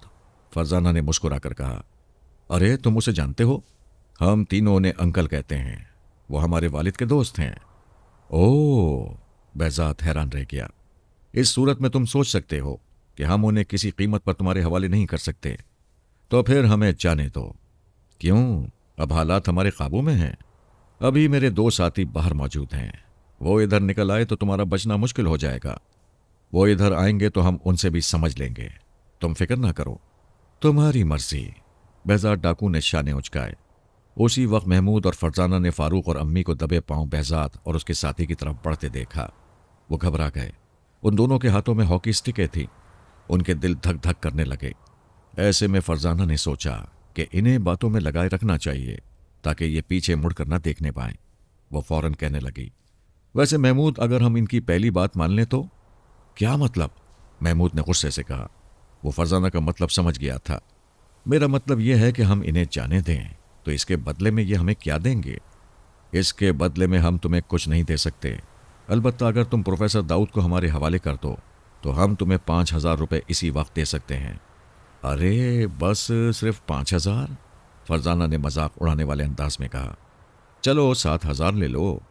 मैं तो थूकती हूँ ऐसे 7,000 पर। महमूद तुम क्या कहते हो? फरजाना ने कहा। मैं तो थूकना भी पसंद नहीं करता। 10,000? बेजात ने बोली देने वाले अंदाज में कहा। नामुमकिन, महमूद के मुंह से निकला। तो फिर 20,000? तौबा करो, फरजाना बोली। 1,00,000 खरब की बात करो तो हम ये सोचेंगे कि, महमूद कहते कहते रुक गया। क्या सोचोगे तुम? फरजाना ने गौसीले लहजे में कहा कि हमारे चचा की इस कदर कम कीमत लगाने पर इन दोनों को क्या सजा दी जाए। महमूद ने मुस्कुराकर बात मुकम्मल की। बहुत खूब, यह हुई ना बात। भला कोई चचा को भी बेचता है? डाकू लोग बेचते होंगे। बकवास मत करो, बहजाद गुस्से से चिल्लाया। बहुत अच्छा, आप ही सौदा करने के लिए कह रहे थे। मैं जानता हूं, तुम सौदा दो। उसके अल्फाज दरमियान में ही रह गए। उसी वक्त दोनों के सरों पर हॉकी स्टिकें पूरी कुव्वत से पड़ी थीं। खसकम जहां पाक, फारूक ने हाथ छाड़ते हुए कहा। सख्त सर्दियों के मौसम में शाम के 8 बजते ही यूं लगने लगता है जैसे रात आधी से ज्यादा बीत गई हो। इंस्पेक्टर जमशेद को तफ्तीश के काम से फारिग होने के बाद कुछ ऐसा ही महसूस हुआ। वो अपनी मोटरसाइकिल पर सवार होते वक्त सोच रहे थे कि शायद सब बच्चे सो चुके हों और सिर्फ उनकी बेगम इंतजार कर रही होंगी। जो ही उन्होंने मोटरसाइकिल स्टार्ट की, तेज हवा उनके जिस्म से टकराई। वो कपकपा उठे। उन्होंने बाएं हाथ से कोट के कॉलर खड़े कर लिए। अब वो पूरी रफ्तार से घर की तरफ उड़े जा रहे थे। वो भूखे भी थे और जल्द से जल्द घर पहुंच जाना चाहते थे। घर की सड़क पर मुड़ते ही उन्हें अपने घर से चंद कदम के फासले पर 2 कारें नजर आईं। उन्होंने पहले तो उनकी तरफ कोई ध्यान न दिया, लेकिन करीब पहुंचने पर वो प्रोफेसर दाऊद की कार देखकर खटके। फिर उनकी नज़र कार के नंबर पर पड़ी तो उन्हें मालूम हो गया कि कार प्रोफेसर की ही है। वो सोच में पड़ गए कि इस वक्त प्रोफेसर दाऊद का यहाँ क्या काम। वो मोटरसाइकिल मकान के बैरूनी दरवाजे तक लेते चले गए। उन्होंने मोटरसाइकिल का इंजन बंद कर दिया और नीचे उतर आए। दरवाज़ा धकेल कर देखा तो वो खुला हुआ था। वो दबे पांव अंदर दाखिल हो गए। चंद कदम आगे बढ़े होंगे कि चौंक उठे। कोई शख्स रस्सियों से बंधा फर्श पर पड़ा था। उन्होंने झुककर उसे देखा। वो होश में था। उसके मुंह पर भी एक कपड़ा बंधा हुआ था। उन्होंने मुंह से कपड़ा हटाया और पूछा, कौन हो तुम और यहाँ क्यों बंधे पड़े हो? मैं? वो हकलाया। हाँ हाँ, कौन हो तुम और यहाँ कैसे पहुंचे? बंधा हुआ शख्स खामोश रहा। शायद वो अपने बारे में कुछ बताना नहीं चाहता था। इंस्पेक्टर जमशेद ने वक्त ज़ाया करना मुनासिब न समझा और उसके मुंह पर कपड़ा बांधकर आगे बढ़ गए। उनकी हैरत की कोई इंतहा न रही जब उन्होंने एक और आदमी को बंधा हुआ पाया। या इलाही खैर, ये क्या माजरा है? ये मेरा घर है या कोई गुड्डों का अखाड़ा? वो दिल ही दिल में बुड़बुड़ाए। आगे जाने से पहले वो महमूद और फारूक के कमरे में घुस गए। एक बार फिर उन्हें जबरदस्त झटका लगा। उनकी आंखें फटी की फटी रह गईं। मुंह खुला का खुला रह गया। गौसलखाने का दरवाज़ा टूटा पड़ा था। या अल्लाह, ये सब क्या है? मालूम होता है यहाँ बाकायदा जंग हुई है। अब वो कमरे से निकलकर अंदरूनी हिस्से की तरफ बढ़े। एक कमरे से उन्हें बातें करने की आवाज़ आई। कमरे का दरवाज़ा बंद नहीं था। एक तरफ खड़े होकर गौर से अंदर होने वाली गुफ्तगू सुनने लगे। भाई मैं तो मान गया। आज तक इनके कारनामों के मुतालिक सुना पड़ा था, आज सब कुछ अपनी आंखों से देख लिया। ये प्रोफेसर दाऊद की आवाज़ थी। इंस्पेक्टर जमशेद समझ गए कि महमूद, फारूक और फरजाना ने आज फिर कोई मार्का मारा है। अब हमें और शर्मिंदा ना करें अंकल। महमूद की आवाज़ आई। तुम शर्मिंदा होना भी जानते हो? फरजाना ने हैरान होकर कहा। जी नहीं, वो तो बस तुम्हें ही आता है। तुम्हारा आज का कारनामा सुनहरी लफ्ज़ों में लिखने के काबिल है। लेकिन अंकल, सुनहरी रोशनाई कहाँ से आएगी? फारूक ने मजाक में कहा। मैं बनाऊंगा तुम्हारे लिए सुनहरी रोशनाई। प्रोफेसर के हंसने की आवाज़ आई। Very good uncle. अच्छा, इस खुशी के मौके पर आप हमें कोई नन्ना मुन्ना हथियार भी बनाकर देंगे या नहीं? क्यों नहीं, मैं तुम तीनों को 3 हैरत अंगेज चीज़ें बनाकर दूंगा। भाई वाह, खुदा ऐसे अंकल हर एक को दे। फरजाना ने गैर इरादी तौर पर कहा। ऐसी दुआ न मांगो, फारूक बोला। वो क्यों? महमूद और फरजाना ने बैक वक्त हैरान होकर पूछा। मुल्क में साइंसदान ही साइंसदान हो जाएंगे। हाँ, ये भी ठीक है। वो सब हंस पड़े। अच्छा फरजाना, पहले ये बताओ, तुमने एकदम चाबी के मुतालिक क्यों बताया था? बेगम जमशेद ने कहा। हाँ, हमें तुम पर बहुत गुस्सा आया था। महमूद बोल उठा। उस वक्त behzad ने हमें कत्ल करने की धमकी दी थी और मैंने उसकी आंखों में एक खौफनाक चमक देखी थी। उस चमक ने मुझे फौरन ये कहा कि ये शख्स अपने हुक्म की फौरन तामील कराने वाला है। इसीलिए मैंने झट चाबी का पता बता दिया, क्योंकि चाबी उनके हवाले कर देने के बाद भी कुछ करने के बहुत मौके थे। बहुत खूब, मेरा ख्याल है इसने ठीक ही किया, इंस्पेक्टर जमशेद ने कमरे में दाखिल होते हुए कहा। वो सब उन्हें देखकर चौंक उठे। अरे तुम कब आए? प्रोफेसर बोले। अभी थोड़ी देर पहले। मैं तुम लोगों की बातें सुन चुका हूं। पहले ये बताओ तुम किस behzad का जिक्र कर रहे थे? उन्होंने पूछा। behzad डाकू का। क्या कहा? behzad डाकू? जी हाँ, वो अंकल को अगवा करके ले जाना चाहता था। ओह। फिर प्रोफेसर ने पूरी तफसील से उन्हें बताया कि वो कैसे यहां तक पहुंचे। उसके बाद की कहानी का कुछ हिस्सा महमूद और फरजाना ने सुनाया और कुछ हिस्सा फारूक और बेगम जमशेद ने। वो दोनों अब कहाँ हैं? इंस्पेक्टर जमशेद ने सारी कहानी सुनने के बाद पूछा। आपके कमरे में बंधे पड़े हैं, बेगम जमशेद ने बताया। मुझे यकीन नहीं आता कि behzad डाकू को गिरफ्तार किया जा चुका है, इंस्पेक्टर जमशेद बोले। क्या आप उसे पहचानते हैं? महमूद ने पूछा। नहीं, यही तो मुसीबत है। इसकी वजह यही है कि उसका आमना सामना किसी पुलिस अफसर से नहीं हो सका। हमारे रिकॉर्ड में भी उसकी कोई तस्वीर नहीं है। यही वजह है कि वो आज तक पकड़ा नहीं जा सका। और आज तुम कह रहे हो कि तुमने behzad डाकू को पकड़ लिया है, तो फिर चलकर देख लें। उसके साथियों से सवालात करने से सब कुछ मालूम हो सकता है। हाँ ठीक है, चलो। लेकिन नहीं, ठहरो, हम एक ज़रूरी काम तो भूल ही गए, इंस्पेक्टर जमशेद ने कहा। वो क्या? प्रोफेसर दाऊद बोले। क्या किसी ने पुलिस को फ़ोन किया है? ओह नहीं तो, महमूद के मुंह से निकला। हालांकि ये सबसे ज़रूरी था, तो मैं अभी फ़ोन कर देता हूं जाकर, महमूद ने कहा। हाँ तुम जाकर फ़ोन कराओ, हम behzad डाकू से बात करते हैं। महमूद घर से बाहर निकलकर शिराजी साहिब के घर चला गया और इंस्पेक्टर जमशेद दूसरे लोगों के साथ उस कमरे में दाखिल हुए जिसमें behzad डाकू मौजूद था। वो और उसका साथी रस्सियों से बंधे पड़े थे। उनके सरों से खून बहकर चेहरे पर जम गया था। क्या तुम behzad डाकू हो? behzad डाकू खामोश रहा। अगर वो इकरार कर लेता तो सारी उम्र के लिए जेल चला जाता, इसलिए वो कैसे अपने मुंह से कह सकता था। उसके खामोश रहने पर इंस्पेक्टर जमशेद ने परवेज से सवाल किया। क्या तुम्हारा ये साथी behzad डाकू है? वो भी खामोश रहा। इंस्पेक्टर जमशेद थोड़ी देर तक कुछ सोचते रहे, फिर कमरे से निकल आए। उनके पीछे दूसरे भी निकल आए।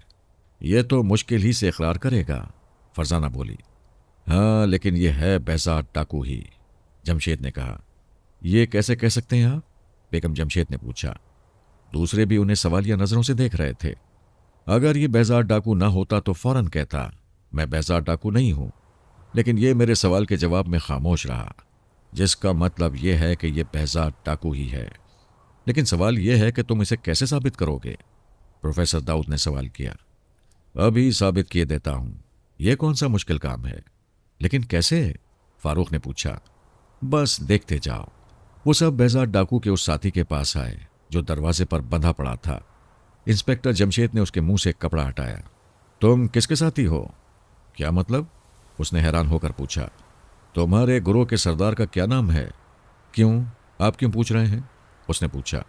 इसलिए कि तुम्हारे तीनों साथी मारे जा चुके हैं, इंस्पेक्टर जमशेद ने अचानक कहा। क्या कहा? मारे जा चुके हैं? उसका मुंह खुला का खुला रह गया। हाँ, सिर्फ तुम ही बचे हो। तुम्हारे सामने इस वक्त इंस्पेक्टर जमशेद खड़ा है। यह मेरा ही मकान है। तुमने किसी आम आदमी के मकान पर चढ़ाई नहीं की थी। मकान इस वक्त पुलिस के घेरे में है। तुम्हारे तीनों साथी फरार की कोशिश करते हुए हलाक हो चुके हैं। लिहाजा तुम्हारे लिए बेहतर यही है कि सच सच बता दो कि तुम्हारे गुरों का सरदार कौन था।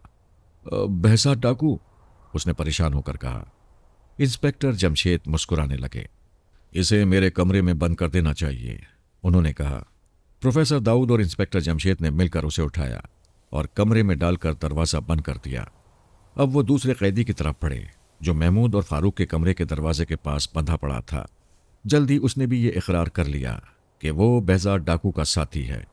महमूद ने शिराजी साहिब के दरवाजे पर दस्तक दी। दरवाज़ा बेगम शिराजी ने खोला। अस्सलामु अलैकुम आंटी। वालेकुम अस्सलाम। आओ महमूद, क्या बात है? मुझे ज़रा पुलिस स्टेशन फ़ोन करना है। अच्छा, आ जाओ। शिराजी साहब कहाँ हैं? अपने कमरे में आराम कर रहे हैं। अच्छा। वो दोनों फ़ोन वाले कमरे में आ गए। महमूद ने फ़ोन पर नंबर मिलाए और रिसीवर कान से लगाते हुए बोला। हेलो, पुलिस स्टेशन, दूसरी तरफ से कहा गया। कौन साहब? मैं सब इंस्पेक्टर इब्राहिम बोल रहा हूँ। आप कौन हैं? महमूद, इंस्पेक्टर जमशेद का लड़का। आप फौरन कुछ कांस्टेबल लेकर यहाँ पहुँच जाएं। क्यों, खैर तो है? हाँ, सब खैरियत है, लेकिन ज़रा जल्दी कीजिए। क्या इंस्पेक्टर साहब घर में मौजूद हैं? हाँ, वो भी हैं। क्या ये उन्हीं का हुक्म है? जी हाँ। ठीक है, मैं आ रहा हूँ। जल्दी आइएगा, महमूद ने कहा और रिसीवर रख दिया। क्या बात है महमूद, तुमने पुलिस को क्यों बुलाया है? हमारे यहाँ इस वक्त कुछ मुजरिम बंधे पड़े हैं। अरे, वो हैरान रह गई। जी हाँ, बेहजाद डाकू और उसके 3 साथी। उन लोगों का तुम्हारे घर में क्या काम? वो प्रोफेसर दाऊद को अगवा करना चाहते थे। तो क्या प्रोफेसर दाऊद तुम्हारे यहाँ मौजूद थे? जी हाँ। उन्हें तुम्हारे वालिद ने पकड़ा? नहीं, वो घर में मौजूद नहीं थे। तो इसका मतलब यह है कि उन चारों को तुमने पकड़ा है? जी हाँ। भाई वाह, कमाल किया तुमने। अच्छा आंटी, अब मैं चलता हूं। ठीक है। महमूद उनके मकान से निकलकर अपने दरवाजे की तरफ बढ़ा ही था कि ठिठक कर रुक गया। 3 गैर मुल्की उनके मकान में दाखिल हो रहे थे। बहुत खूब, इसे भी एक कमरे में बंद कर देना चाहिए, इंस्पेक्टर जमशेद ने कहा। दूसरे कमरे में उसे डालकर दरवाज़ा बंद कर दिया गया। अब वो ड्राइंग रूम में आकर बैठ गए। मेरी समझ में अभी तक ये बात नहीं आई कि बेहजाद डाकू को मुझसे क्या दुश्मनी है। आखिर वो मुझे क्यों पकड़ना चाहता था? प्रोफेसर दाऊद ने आराम से बैठने के बाद कहा। हम उससे ये बात उगलवा लेंगे, आप फिक्र ना करें। अब्बाजान, हो सकता है कोई और बेहजाद डाकू के जरिए अंकल को पकड़वाना चाहता हो। फरजाना ने ख्याल जाहिर किया। हाँ, ये भी मुमकिन है। बेहजाद डाकू को भारी रकम के लालच में ऐसे काम पर आमादा करना कुछ मुश्किल भी नहीं। अब सवाल ये पैदा होता है कि वो कौन है जो ऐसा चाहता है। आप लोग ठहरे, मैं बेहजाद से मालूम करके आता हूँ, इंस्पेक्टर जमशेद ने कहा और कमरे से निकलकर बेहजाद डाकू वाले कमरे में पहुंच गए। ये बात साबित हो चुकी है कि तुम बेहजाद डाकू हो। तुम्हारे दूसरे 2 साथियों ने इस बात का इकरार कर लिया है, उन्होंने कहा। किसी की कोई बात कहने से क्या बनता है? तो क्या तुम बेहजाद डाकू नहीं हो? नहीं, उसने जवाब दिया। बहुत देर बाद अकल आई, इंस्पेक्टर जमशेद मुस्कुराए। क्या मतलब? मतलब यह कि अभी थोड़ी देर पहले जब मैंने आकर पूछा था तो तुमने कोई जवाब नहीं दिया था, बल्कि खामोश हो गए थे। तुमने उस वक्त क्यों ना कह दिया कि तुम बेहजाद नहीं हो? तुम कहना क्या चाहते हो? यही कि तुम बेहजाद हो, लेकिन मैं बेहजाद नहीं हूं। खैर, हम साबित कर देंगे। तुम ये बताओ कि प्रोफेसर को अगवा करने से तुम्हारा क्या मकसद था? कोई प्रोफेसर को अगवा कराना चाहता है। 25,000 रुपए के बदले मैंने इस काम को करने का वादा किया था। बहुत खूब। क्या तुम्हें रकम मिल चुकी है? नहीं, काम के बाद मिलेगी। कौन प्रोफेसर को अगवा करने का ख्वाहिशमंद है? ये मैं तुम्हें नहीं बता सकता। क्यों? इंस्पेक्टर जमशेद ने तेज लहजे में कहा। इसलिए कि यह मेरा कारोबारी मामला है। हाँ, मैं उगलवाना भी आता है। मुझसे उगलवाओगे? यानी? वो कुछ कहते कहते रुक गया। हाँ हाँ कहो, रुक क्यों गए? कहते क्यों नहीं? तुम यही कहने वाले थे ना, मुझसे उगलवाओगे, यानी बेहजाद डाकू से। बेहजाद खामोश रहा। तो तुम उसका नाम नहीं बताओगे? नहीं, अब तुम यहां से बचकर नहीं जा सकोगे, इंस्पेक्टर जमशेद ने कहा। मैं साफ बचकर निकल जाऊंगा और तुम देखते रह जाओगे। बेहजाद हंसने लगा। अभी मेरे साथी यहां पहुंच जाएंगे। किन साथियों की बात कर रहे हो? जिन्होंने तुम्हें इस काम पर मामूर किया है? नहीं, मेरे अपने साथी। तुम्हारा एक साथी तो तुम्हारे पास मौजूद है, इंस्पेक्टर जमशेद ने हंसकर कहा।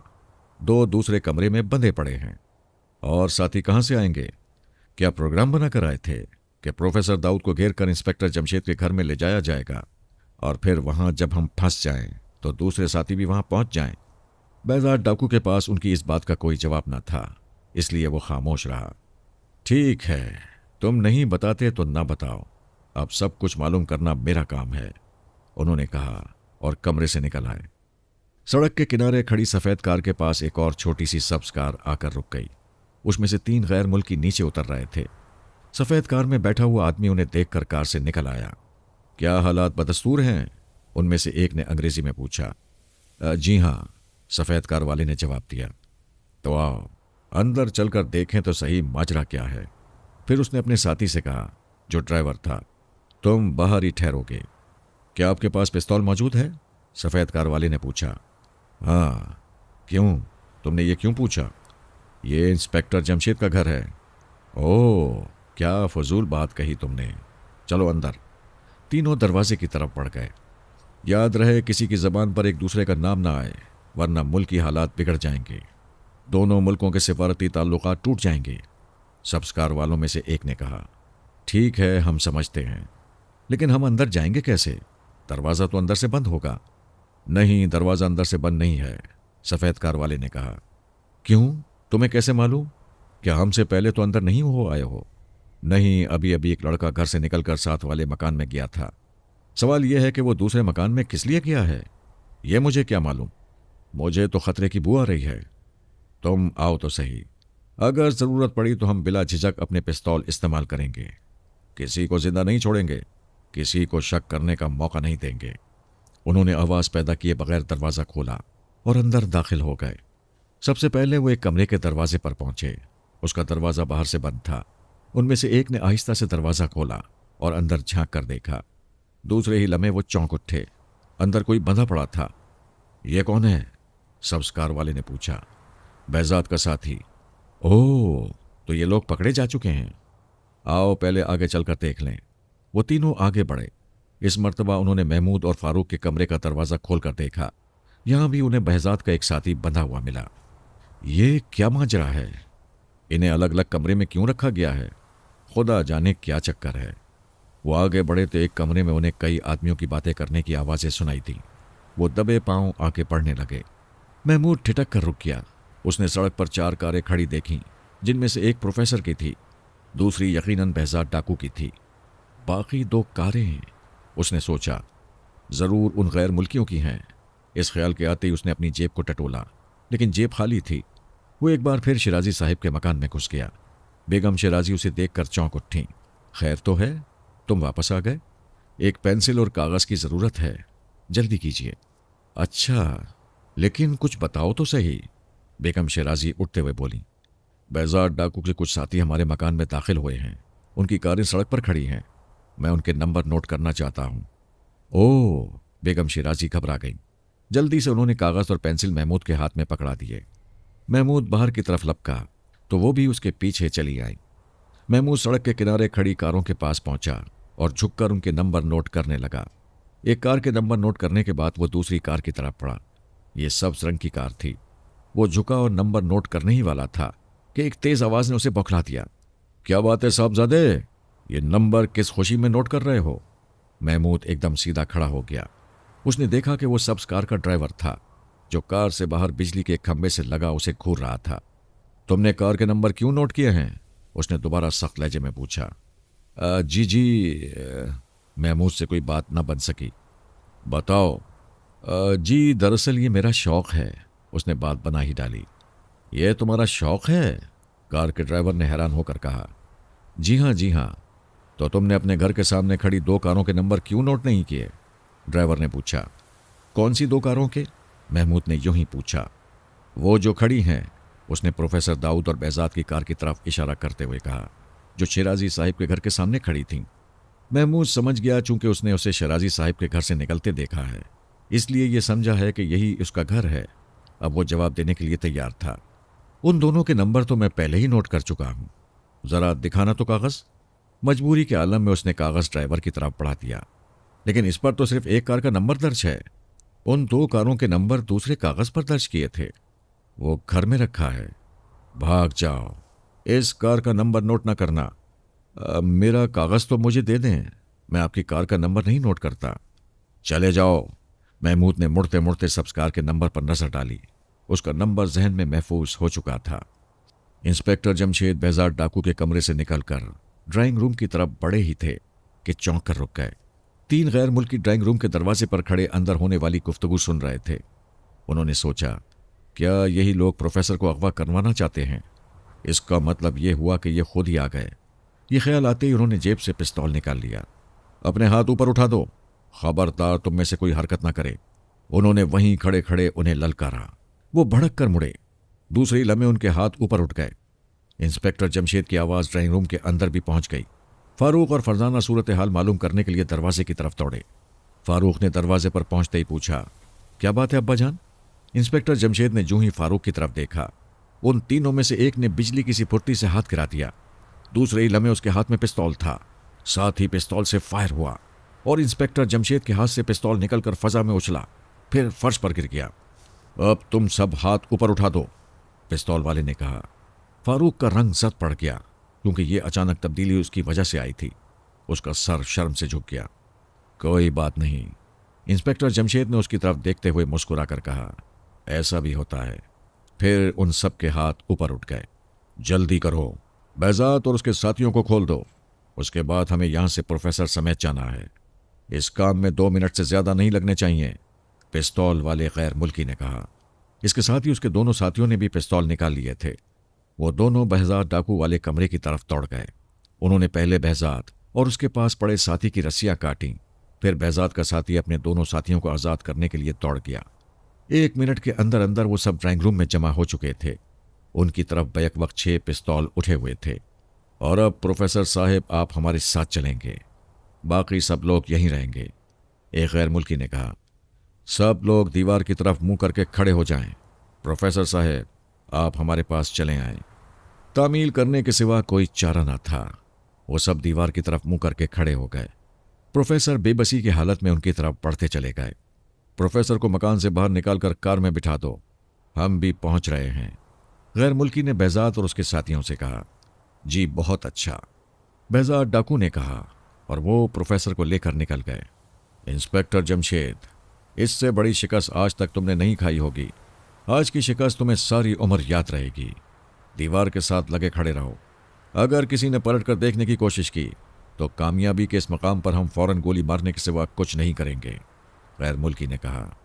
वो सब खामोश खड़े रहे। इंस्पेक्टर जमशेद जानते थे कि इस वक्त कुछ भी नहीं किया जा सकता। जरा भी हरकत करने का मतलब मौत के सिवा कुछ नहीं था। फिर उन्होंने दरवाज़ा बंद होने और चटखनी लगने की आवाज़ सुनी। वो पलटे, दरवाज़ा बंद हो चुका था। फारूक और फरजाना दरवाजे की तरफ दौड़े। कोई फायदा नहीं, दरवाज़ा बाहर से बंद किया जा चुका है, इंस्पेक्टर जमशेद ने उन्हें रोकने के लिए कहा। लेकिन इतनी देर में वो दोनों दरवाजे तक पहुंच चुके थे। उन्होंने दरवाजे का हैंडल पकड़कर खींचा, लेकिन वो बाहर से बंद किया जा चुका था। महमूद शिराजी साहब के दरवाजे की तरफ बढ़ रहा था। वो सीधा अपने घर में नहीं घुस सकता था, क्योंकि सब्ज कार का ड्राइवर अभी तक उसकी तरफ देख रहा था। दरवाजे के पास पहुंचकर उसने सबसे पहले सब्ज कार के नंबर कागज पर लिख दिए। क्या बात है महमूद, तुम फिर वापस आ रहे हो? दरवाजे के अंदर खड़ी बेगम शिराजी ने पूछा। कार का ड्राइवर सड़क पर मौजूद है, उसने मुझे नंबर नोट करते हुए देख लिया है। अब मैं अपने घर में जाना चाहता हूं, क्योंकि खुदा जाने वहां क्या हालात पेश आए हों। ड्राइवर मुझे आपके घर से निकलते देख चुका है, उसके साथ ही हमारे मकान में दाखिल हो चुके हैं। अब अगर मैं उसी तरफ जाता हूं तो वो जरूर मुझे टोकेगा। फिर क्या किया जाए? खतरा बहुत बढ़ गया है और मैं कुछ सोच नहीं पा रहा हूं। क्या मैं शिराजी साहब को बुला लूं? उन्होंने पूछा। नहीं, इसकी जरूरत नहीं। उसी वक्त महमूद ने अपने घर का दरवाजा खुलते देखा। दूसरे ही लम्हे उसकी आंखें हैरत की वजह से फटी की फटी रह गईं। बहजाद डाकू का एक साथी बाहर निकल रहा था और उसके पीछे बाहर निकलने वाले शख्स पर नजर पड़ी तो उसका रंग ही उड़ गया। ये प्रोफेसर दाऊद थे। उनके पीछे बहजाद डाकू और उसके 2 साथी बरामद हुए। ये पांचों प्रोफेसर दाऊद के बराबर खड़ी कार में बैठ गए। फौरन ही कार का इंजन स्टार्ट हो गया, लेकिन वो अपनी जगह खड़ी रही।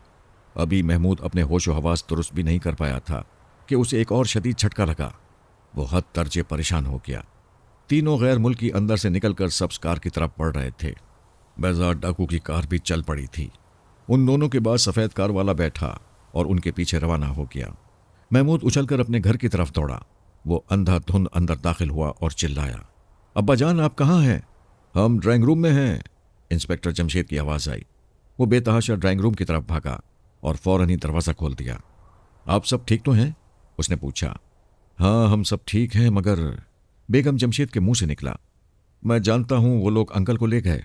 ये कहते वक्त उसने शाइस्ता को देखा। वो बुरी तरह सिसक रही थी। शाइस्ता मेरी बच्ची ना रो, मैं सुबह होने से पहले पहले उन लोगों से प्रोफेसर को वापस हासिल करके रहूंगा, इंस्पेक्टर जमशेद ने उसका शाना थपकते हुए कहा। फिर वो बोले, तुम मेरे साथ आओ, मैं शहर के तमाम पुलिस स्टेशनों को बाखबर करना चाहता हूं। ठीक है। दोनों घर से निकले। दूसरी तरफ बेगम शिराजी हालात जानने के लिए आ रही थीं। वापस चलिए, मुझे कुछ फ़ोन करना है। ठीक है। तीनों फ़ोन वाले कमरे में आ गए। उन्होंने सबसे पहले इकराम को वहां पहुंचने के लिए फ़ोन पर किसी सिपाही को हुक्म दिया। फिर उन्होंने मुख्तलिफ समतों में फ़ोन के घोड़े दौड़ाए। जब वो इस काम से फारिग हो चुके तो महमूद ने कहा, अब्बा जान, मेरे पास 2 कारों के नंबर हैं। मुजरिम उन्हीं 2 कारों में फरार हुए हैं। क्या? ये तुम क्या कह रहे हो? इंस्पेक्टर जमशेद खुशी से चिल्लाए। जी हाँ, जब तीनों गैर मुल्की अंदर दाखिल हुए तो मैंने उन 2 कारों के नंबर नोट कर लिए थे। उसने पुरजोश लहजे में नंबर बताए। इंस्पेक्टर जमशेद ने नोटबुक में दोनों नंबर नोट कर लिए। उन्होंने कई बार बेचैनी के आलम में उन नंबरों को पढ़ा, फिर फ़ोन पर रजिस्ट्रेशन ऑफिस के नंबर डायल करने लगे, लेकिन दूसरी तरफ से किसी ने फ़ोन का रिसीवर नहीं उठाया। उन्हें याद आ गया कि रात का वक्त है, इस वक्त दफ्तर में कोई नहीं होगा। इस पर उन्होंने डीआईजी के घर के नंबर डायल किए। दूसरी तरफ से फौरन ही जवाब दिया गया, यस जी, मैं इंस्पेक्टर जमशेद हूँ। हालात बहुत नाजुक हैं। मुझे इसी वक्त 2 कारों के बारे में मालूम कराना है कि वो किसकी हैं। उन्होंने घबरा कर कहा, इस वक्त? आखिर बात क्या है? डीआईजी ने हैरान होकर पूछा। एक एक लम्हा कीमती है। कारों के नंबर सुनिए और रजिस्ट्रेशन ऑफिस के किसी अफसर को फौरन मालूमात बहम पहुंचाने के लिए वहां भेज दें। फिर मैं आपको तमाम हालात फ़ोन पर बता दूंगा। ठीक है, दूसरी तरफ से कहा गया। तुम्हारा नंबर क्या है? मैं तुम्हें अभी आधे घंटे के अंदर मालूम करके फ़ोन करूंगा। जमशेद ने नंबर बता दिए। दूसरी तरफ से रिसीवर रख दिया गया। उन्होंने भी रिसीवर रखकर बेगम शिराजी से कहा, हम अभी आधे घंटे बाद आएंगे। ठीक है। जूं ही वो बाहर निकले, सब इंस्पेक्टर इब्राहिम कुछ कांस्टेबलों के साथ जीप से उतरा। इंस्पेक्टर साहब, आप बहुत जल्दी आए। अब आप उन 2 कारों की तलाश में रवाना हो जाएं। वो इस सड़क पर गए हैं। ख्याल रहे वो प्रोफेसर दाऊद को अगवा करके ले जा रहे हैं। सिर्फ ताक़ुब करें और वायरलेस पर इत्तला देते रहें। जी, बहुत बेहतर।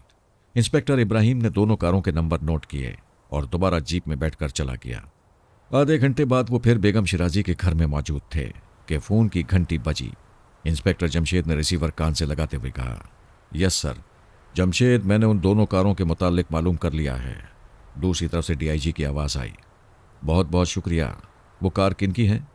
तुम्हें यह सुनकर हैरत होगी कि वो हमारे एक दोस्त मुल्क के सिफारत खाने की कारें हैं। क्या? इंस्पेक्टर जमशेद का मुंह हैरत से खुला का खुला रह गया।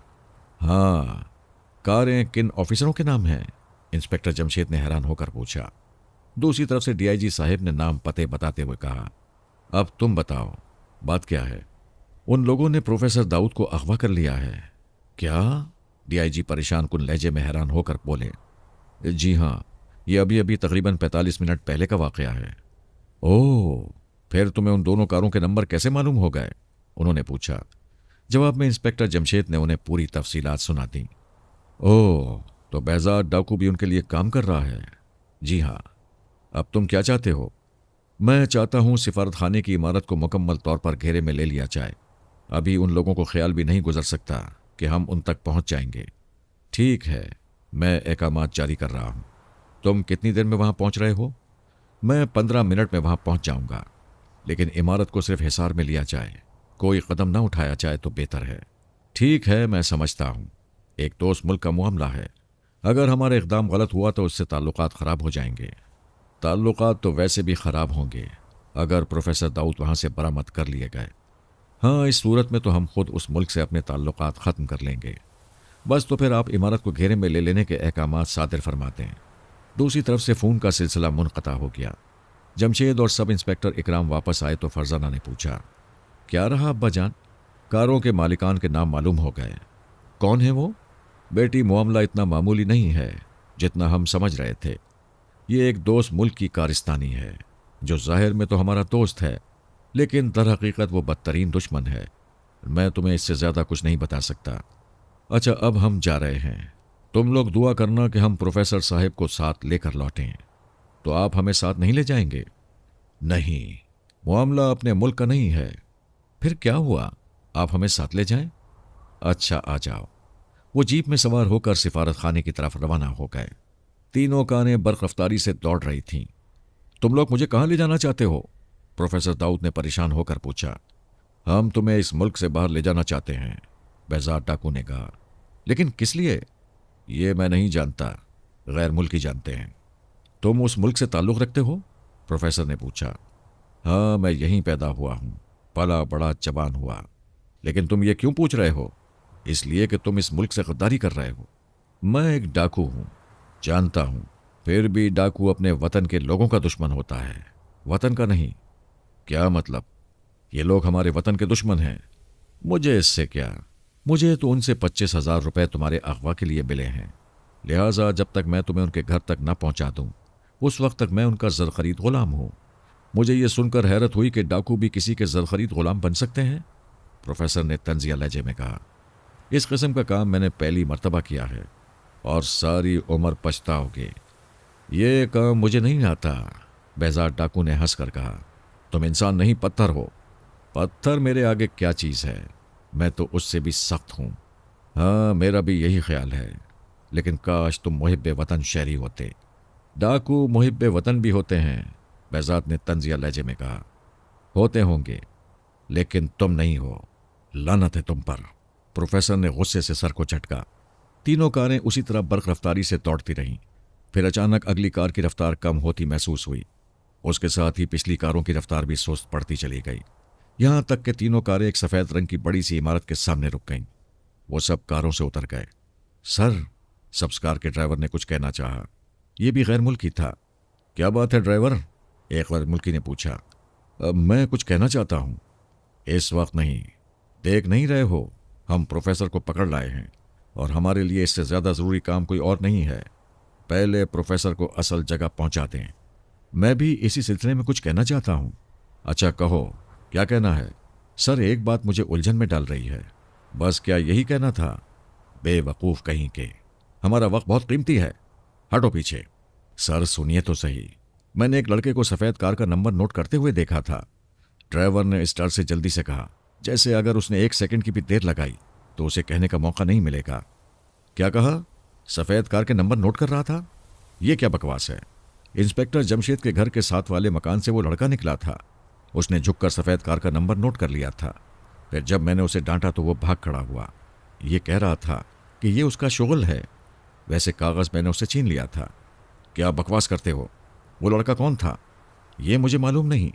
हो सकता है वो इंस्पेक्टर जमशेद का लड़का हो। दूसरे गैर मुल्की ने ड्राइवर की बात पर संजीदा होते हुए कहा। ओह, अगर ये बात है तो हम सब खतरे में हैं। उल्लू कहीं के, तुमने ये बात पहले हमें क्यों नहीं बताई थी? गैर मुल्की ने गुस्से से कहा। सर, उस वक्त मैंने इस बात को कोई अहमियत नहीं दी थी, लेकिन फिर जूं जूं मैंने इस पर सोचा तो मेरा जहन उलझता चला गया। अगर कोई मुसीबत आई तो हम तुम्हारे जहन को हमेशा हमेशा के लिए सुला देंगे। गैर मुल्की गुस्से से लाल भभूका हो रहा था, क्योंकि तुमसे ज्यादा बेवकूफ़ कोई और हो नहीं सकता।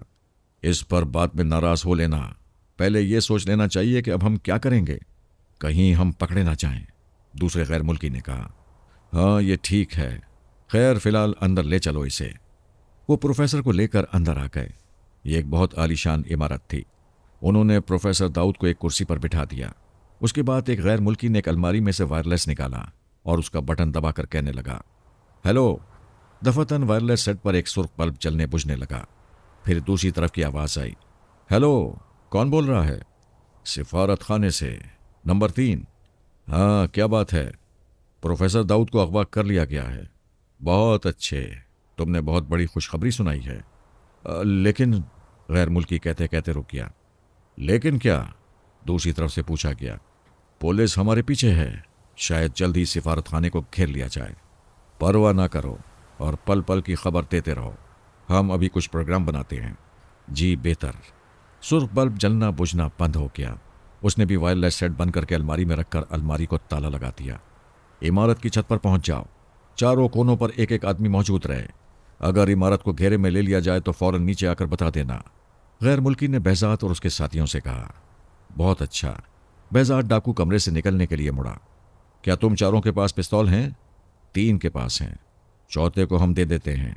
बेहजाद डाकू के साथी को पिस्तौल मिल गया तो वो इमारत के जीने चढ़ते हुए छत पर पहुंच गए। वो सिफारत खाने की इमारत से काफ़ी फासले पर ही जीप से उतर गए। क्या ख्याल है, क्या इस वक्त तक इमारत को घेरे में लिया जा चुका होगा? इंस्पेक्टर जमशेद ने इकराम से पूछा। जी, ख्याल तो यही है, लेकिन मुझे तो कोई आसार नज़र नहीं आते। अंधेरे में घेरे का अंदाज़ा लगाना इतना आसान भी नहीं। अच्छा, तो फिर आओ आगे चलते हैं, इंस्पेक्टर जमशेद ने कहा। वो सब आगे बढ़ने लगे। एक जगह उन्हें एक जीप खड़ी नजर आई। वो उसे देख कर रुक गए। फिर इंस्पेक्टर जमशेद और इकराम अटेंशन हो गए, क्योंकि जीप में डीआईजी साहब मौजूद थे। तुम पहुंच गए? उन्होंने पूछा। जी सर, लेकिन आपने क्यों तकलीफ की? हम देख लेते। वही मामला दोस्त मुल्क के सिफारत खाने का है। क्या इमारत को घेरे में लिया जा चुका है? हाँ, मुकम्मल तौर पर। कोई शख्स इमारत से निकल नहीं सकता। ठीक है, अब मैं सिफारत खाने की तलाशी लेना चाहता हूँ। ये बहुत मुश्किल काम है। अगर इमारत से प्रोफेसर बरामद ना हो सके तो क्या होगा? दोनों मुल्कों के ताल्लुकात ख़राब हो जाएंगे। जी सर, मुझे यकीन है यह मुल्क हमारा दोस्त नहीं है। हुकूमत हमारी बात पर बिला वजह तो यकीन करेगी नहीं। सबूत भी तो होना चाहिए। हाँ, अगर प्रोफेसर साहब यहाँ से बरामद हो जाएं तो बात दूसरी है। डीआईजी साहब बोले, मुझे जब तक ये यकीन नहीं हो जाता कि प्रोफेसर इमारत में मौजूद हैं, उस वक्त तक इमारत की तलाशी नहीं ली जाएगी। तुम कैसे यकीन करोगे? डीआईजी ने पूछा। इसके लिए मेरे जहन में एक तजवीज़ है। अच्छा, वो क्या? आइए मेरे साथ। ये कहकर इंस्पेक्टर जमशेद इमारत के दरवाजे की तरफ पड़े। अब्बा जान, क्या हम भी आएं? फारूक ने पूछा। अभी नहीं। इकराम, तुम साथ आओ। जी, बहुत बेहतर। तीनों इमारत के दरवाजे पर पहुंच गए। फाटक पर चौकीदार मौजूद था। खान साहब, हमारा ताल्लुक पुलिस से है, इंस्पेक्टर जमशेद ने कहा, क्योंकि वो तीनों इस वक्त सादा लिबास में थे। खोचा, तुम्हारी वर्दी किधर है? पठान चौकीदार ने पूछा, जिस पर उन्हें हंसी आ गई। इकराम ने हल्की सी सीटी बजाई, जिसके जवाब में फौरन 5 कांस्टेबल वहां आ खड़े हुए। क्यों, अब यकीन आ गया? इकराम ने पूछा। बिल्कुल बिल्कुल, हमसे गलती हो गया, मुआफ़ी दो साहब। अच्छा, मुआफ़ किया। ज़रा अंदर से ड्राइवर को बुला लाओ। कौन से ड्राइवर को? पठान ने पूछा। अंदर कितने ड्राइवर मौजूद हैं? 2 साहब जी। दोनों को बुला कर ले आओ, जल्दी। अच्छा साहब जी। पठान अंदर दौड़ा गया। आखिर तुम ड्राइवरों से क्या मालूम करोगे? डीआईजी साहब ने बेचैन होकर पूछा। बस देखते जाइए, तुम्हारी हर बात अजीब होती है, उन्होंने झुंझलाकर कहा। इतने में पठान 2 नौजवान गैर मुल्कियों के साथ बरामद हुआ। क्या तुम दोनों सिफारत खाने की कारों के ड्राइवर हो? इंस्पेक्टर जमशेद ने अंग्रेजी में पूछा। जी हाँ, फरमाइए, उनमें से एक ने कहा। हमारा ताल्लुक पुलिस से है। अभी अभी हमें एक फ़ोन मौसूल हुआ था। किसी ने कहा था कि सिफारत खाने की 2 कारें चोरी कर ली गई हैं। अरे नहीं तो, कारें तो अंदर मौजूद हैं। अच्छा, हैरत है, किसी ने यूं ही उड़ाई होगी, लेकिन हम अपना इत्मीनान करना चाहते हैं। आइए आपको कारें दिखा दें। वो दोनों उन्हें लेकर कारों के पास आ गए। उन्होंने गैराज के बल्ब की रोशनी में कारों के नंबर पढ़े। दोनों के नंबर वही थे जो महमूद ने नोट किए थे। बेजार डाकू तेजी से सीढ़ियां उतरता हुआ गैर मुल्कियों के कमरे में पहुंचा। वो तीनों वायरलेस मेज पर रखे बैठे थे। वायरलेस का स्विच ऑन था। क्या खबर है? उनमें से एक ने बेजार से उर्दू में पूछा। इमारत को चारों तरफ से घेरा जा चुका है।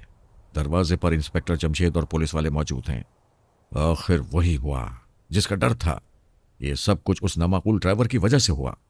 हाँ, उसे लड़के को कारों के नंबर नोट नहीं करने देने चाहिए थे, और अगर उसने नोट कर ही लिए थे तो उसको पकड़ लेना चाहिए था। फिलहाल ये खबर आगे पहुंचाओ। जी बेहतर। हेलो। जो ही उसने हेलो हेलो किया, सुर्ख बल्ब जलने बुझने लगा।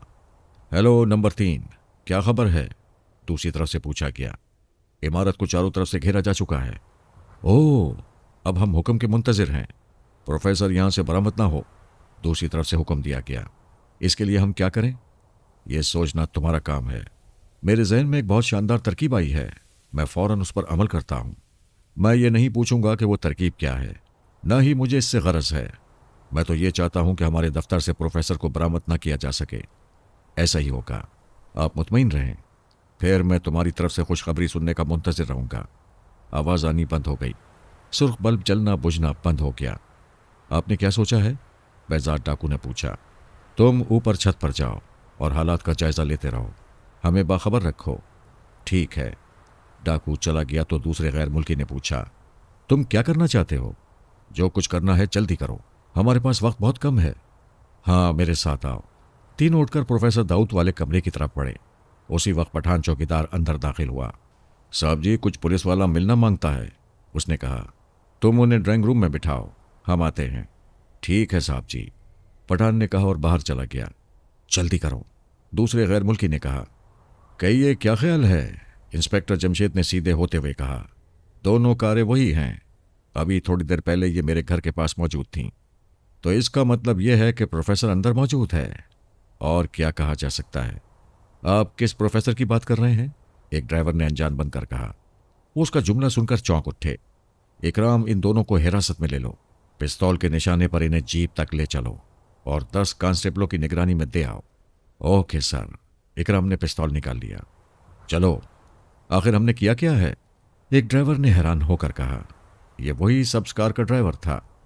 चलो, वरना बुरी तरह पेश आऊंगा। दोनों उसके आगे आगे चलते हुए इमारत के दरवाजे से बाहर निकल गए। जल्द ही इकराम वापस आ गया। जी, अब क्या करें? डीआईजी ने पूछा। अंदर की तलाशी लेने के सिवा क्या कर सकते हैं? हाँ, अब इसके सिवा कोई चारा नहीं। तो फिर आइए। वो 5-6 कांस्टेबलों समेत एक बार फिर दरवाजे पर आए। इस बार महमूद, फारूक और फरजाना भी उनके साथ थे। चौकीदार भी मौजूद था। अंदर जाकर कहो हम मिलना चाहते हैं। जी साहब। वो भी घबराया हुआ था, क्योंकि उसने अभी उन दोनों ड्राइवरों को पिस्तौल के निशाने पर आगे आगे चलते देखा था। फौरन अंदर दौड़ा गया। वापस आकर कहने लगा, चलिए साहब जी। वो उन्हें लिए ड्राइंग रूम में आ गया और उन्हें बैठने का इशारा करते हुए बोला, आप लोग बैठें, साहब लोग अभी आता है। ये कहकर वो कमरे से निकल गया। इकराम, तुम दरवाजे पर ठहरो, ऐसा ना हो कि वो कोई चाल चल जाए। जी बेहतर। इकराम उठा और पहरेदारों की तरह ड्राइंग रूम के दरवाजे पर जा खड़ा हुआ। कहीं हम प्रोफेसर को खो न दें, अचानक इंस्पेक्टर जमशेद ने कहा। क्या मतलब? डीआईजी चौंके। ये लोग बहुत चालाक हैं, हमारा वक्त ज़ाया कर रहे हैं। हमें उठकर तलाशी शुरू कर देनी चाहिए। ऐसा ना हो कि हम यहाँ बैठे रह जाएं और वो लोग कोई काम दिखा जाएं। तो फिर उठो, सोचते क्या हो? प्रोफेसर की जिंदगी मुल्क के लिए बहुत कीमती है। वो उठे ही थे कि तीनों गैर मुल्की अंदर दाखिल हो गए। इंस्पेक्टर जमशेद चौंक उठे। ये तीनों वो नहीं थे जो उनके घर से प्रोफेसर को उठा लाए थे। उनकी हैरत की कोई इंतहा न रही। क्या बात है जनाब, आप लोग कैसे तशरीफ लाए? एक गैर मुल्की ने पूछा। हमें सिफारत खाने की तलाशी लेनी है। क्या मतलब, तलाशी लेनी है? लेकिन क्यों? हमें शक है कि यहाँ एक शख्स प्रोफेसर दाऊद नामी को अगवा करके लाया गया है। नामुमकिन, ये सरासर इल्ज़ाम है। हम आपकी हुकूमत से एहतजाज करेंगे। वैसे भी आप वारंट के बगैर तलाशी नहीं ले सकते। ये ठीक है, लेकिन हम तलाशी लेंगे। क्या मतलब? मतलब ये। इंस्पेक्टर जमशेद ने पिस्तौल निकाल लिया। ये क्या? मालूम होता है तुम अपनी मुलाजमत से हाथ धोना चाहते हो। कौन हो तुम? इंस्पेक्टर जमशेद। तुम कोई भी हो, हम तलाशी नहीं देंगे। इकराम, अपने आदमियों के साथ पूरी इमारत छान मारो। Okay sir. खबरदार, तलाशी मत लेना, एक गैर मुल्की ने धमकी देने के अंदाज में कहा। अपने हाथ ऊपर उठा दो, अगर तुमने हिलने की कोशिश की तो मैं गोली मार दूंगा। इकराम, तुम अपना काम करो। उन दोनों के हाथ ऊपर उठ गए। इकराम और उसके साथी कमरे से निकल गए। अब डीआईजी साहब भी पिस्तौल निकाले खड़े थे। उसी वक्त बहजाद दौड़ता हुआ कमरे में दाखिल हुआ और कहने लगा, जनाब, पुलिस का घेरा तंग। उसके अल्फाज मुंह में ही रह गए, क्योंकि उसकी नज़र इंस्पेक्टर जमशेद और डीआईजी के हाथ में पकड़े हुए पिस्तौलों पर पड़ गई थी। बहुत खूब, ये रहा जनाब बहजाद डाकू। तुम भी हाथ ऊपर उठा दो। बहजाद के हाथ भी ऊपर उठ गए। सब इंस्पेक्टर इकराम अंदर दाखिल हुआ। प्रोफेसर दाऊद इमारत में मौजूद नहीं है। क्या कहते हो? यह कैसे हो सकता है? इंस्पेक्टर जमशेद ने गुस्से से कहा। मैंने पूरी इमारत देख डाली है। क्या इमारत में कोई और भी मौजूद है? सिवाय एक बूढ़े शख्स के कोई नहीं। वो सो रहा है। बूढ़ा सो रहा है? इंस्पेक्टर जमशेद ने हैरान होकर कहा। जी हाँ, मैंने उसे जगाने की कोशिश की थी, लेकिन वो नहीं जागा। चलो, मैं चलकर देखता हूँ, इंस्पेक्टर जमशेद ने कहा। आप यहीं मौजूद रहें और कांस्टेबलों को भी यहीं रखें। ठीक है, तुम बेफिक्र होकर जाओ, मैं इन्हें संभाल लूँगा। इंस्पेक्टर जमशेद इकराम के साथ बाहर निकले तो महमूद बोल उठा, अब्बा जान, हम भी आपके साथ जाएंगे। आ जाओ, उन्होंने फिक्रमंद होकर कहा। वो सब उस गैर मुल्की बूढ़े के बिस्तर के करीब आ गए। बूढ़ा गहरी नींद सो रहा था। ये तो कोई अंग्रेज बूढ़ा है, इंस्पेक्टर जमशेद बोले। लेकिन सवाल तो यह है कि यह जागता क्यों नहीं? ये कैसी नींद है कि इसे झंझोड़ने पर भी नहीं टूटी? इकराम ने कहा। इसे जगाना चाहिए। ये कहकर इंस्पेक्टर जमशेद ने उसके जिस्म से चादर उतार दी और उसको हिलाने लगे, लेकिन बूढ़ा टस से मस ना हुआ। हैरत है, फारूक के मुंह से निकला। क्या बात है, तुम्हें किस बात पर हैरत हो रही है? जमशेद ने पूछा। बूढ़े को देखकर हो रही होगी, फरजाना बोली। जी नहीं, मैं तो बूढ़े के हाथों को देखकर हैरान हो रहा हूं। यह हाथ किसी अंग्रेज के नहीं हो सकते। वो चौंक उठे। उनका ध्यान अभी तक बूढ़े के हाथों पर नहीं गया था। अब उन्होंने गौर से देखा तो हैरान रह गए। बूढ़े के हाथ तो प्रोफेसर दाऊद के थे। अंकल की अंगूठी भी देख लें, फारूक ने कहा। इन्हें इसी तरह ड्राइंग रूम में ले चलो, इंस्पेक्टर जमशेद ने कहा। इकराम ने 4 कांस्टेबलों को बुलाया। उन्होंने चारपाई उठाई और ड्राइंग रूम में ले आए। ड्राइंग रूम में मौजूद सब लोग चौंक उठे। ये बूढ़ा कौन है? इंस्पेक्टर जमशेद ने गैर मुल्कियों से पूछा। ये मेरे वालिद हैं, एक गैर मुल्की ने गुस्से से कहा। इसे क्या हुआ है? ये बीमार हैं, उसने कहा। लेकिन ये जागता क्यों नहीं? 1 घंटे पहले डॉक्टर ने इन्हें नींद का इंजेक्शन दिया है। तो ये बात है। लेकिन इसके हाथों को क्या हुआ? ये इतने सफ़ेद क्यों नहीं जितना इसका चेहरा? गैर मुल्की से कोई जवाब न बन पड़ा। वो खामोश रहा। लीजिए जनाब, इंस्पेक्टर जमशेद डीआईजी साहिब से बोले। प्रोफेसर दाऊद हाजिर हैं। क्या मतलब? डीआईजी चौंके। जी हाँ, ये प्रोफेसर दाऊद हैं। ये कैसे हो सकता है? ये तो बिल्कुल कोई अंग्रेज़ मालूम होता है। ये मेकअप का कमाल है। देखिए, मैं अभी इन्हें प्रोफेसर दाऊद में तब्दील किए देता हूँ। उन्होंने ये कहकर बूढ़े के चेहरे पर से कोई चीज़ झटके से उतार दी। ये एक झिल्ली थी। उसके उतरते ही प्रोफेसर दाऊद का चेहरा नजर आने लगा। हैरत है, इतना ज़बरदस्त मेकअप। ये इस फन में माहिर हैं। अब्बाजान बेजार डाकू के साथी यहाँ नज़र नहीं आ रहे हैं। वो भी मिल जाएंगे। इकराम, उनको तलाश करो, वो शायद छत पर होंगे। क्यों बेजाद, तुम्हारे साथी छत पर है ना? इंस्पेक्टर जमशेद ने पूछा। बेजाद डाकू ने कोई जवाब ना दिया। इकराम कमरे से निकल गया। एक बात समझ में नहीं आई। डीआईजी साहब ने पूछा। जी फरमाइए। ये प्रोफेसर को क्यों अगवा करना चाहते थे? अपने मुल्क ले जाना चाहते होंगे, क्योंकि इनकी इजादात की वजह से हमारा मुल्क बहुत मजबूत हो चुका है। ये चाहते थे कि प्रोफेसर उनके मुल्क में जाकर उनके लिए इजादात करें। अच्छा, अब इस मुल्क से हमारे दोस्ताना ताल्लुकात नहीं रहेंगे। अब्बा जान, अब हमें जल्दी चलना चाहिए, फरजाना ने कहा। क्यों बेटा? उसी वक्त इकराम 3 डाकुओं को हथकड़ियां पहनाए हुए अंदर दाखिल हो गया। लीजिए जनाब, ये भी मिल गए। बहुत अच्छे, अब हमें चलने की तैयारी करनी चाहिए, डीआईजी बोले। हाँ फरजाना, तुम क्या कह रही थीं? यही कि शाइस्ता परेशान हो रही होगी। हाँ हाँ ठीक है, बस चलते हैं। लेकिन अब्बा जान, अंकल होश में कैसे आएंगे? खुद ब खुद होश में आ जाएंगे। इन्हें बेहोशी का इंजेक्शन लगाया गया है। और कमाल तो यह है कि इन्होंने अंकल को कपड़े भी दूसरे पहना दिए, महमूद बोला। अगर ये ऐसा ना करते तो इकराम ही पहचान लेता कि ये प्रोफेसर हैं। अब्बा जान, फरजाना बोली। क्या बात है बेटी? अगर महमूद कारों के नंबर ना नोट कर लेता तो इस वक्त हम सब किस कदर परेशान हो रहे होते। हाँ वाकई, ये महमूद का बहुत बड़ा कारनामा है, डीआईजी साहब ने महमूद के शाने पर थपकी देते हुए कहा। जी हाँ, जैसे हमने तो कुछ किया ही नहीं, फरजाना बुरा सा मुंह बनाकर बोली। और ना ही मैंने कुछ किया है, फारूक मुसम्मी सूरत बनाकर बोला। उसके इस अंदाज पर सबको हंसी आ गई।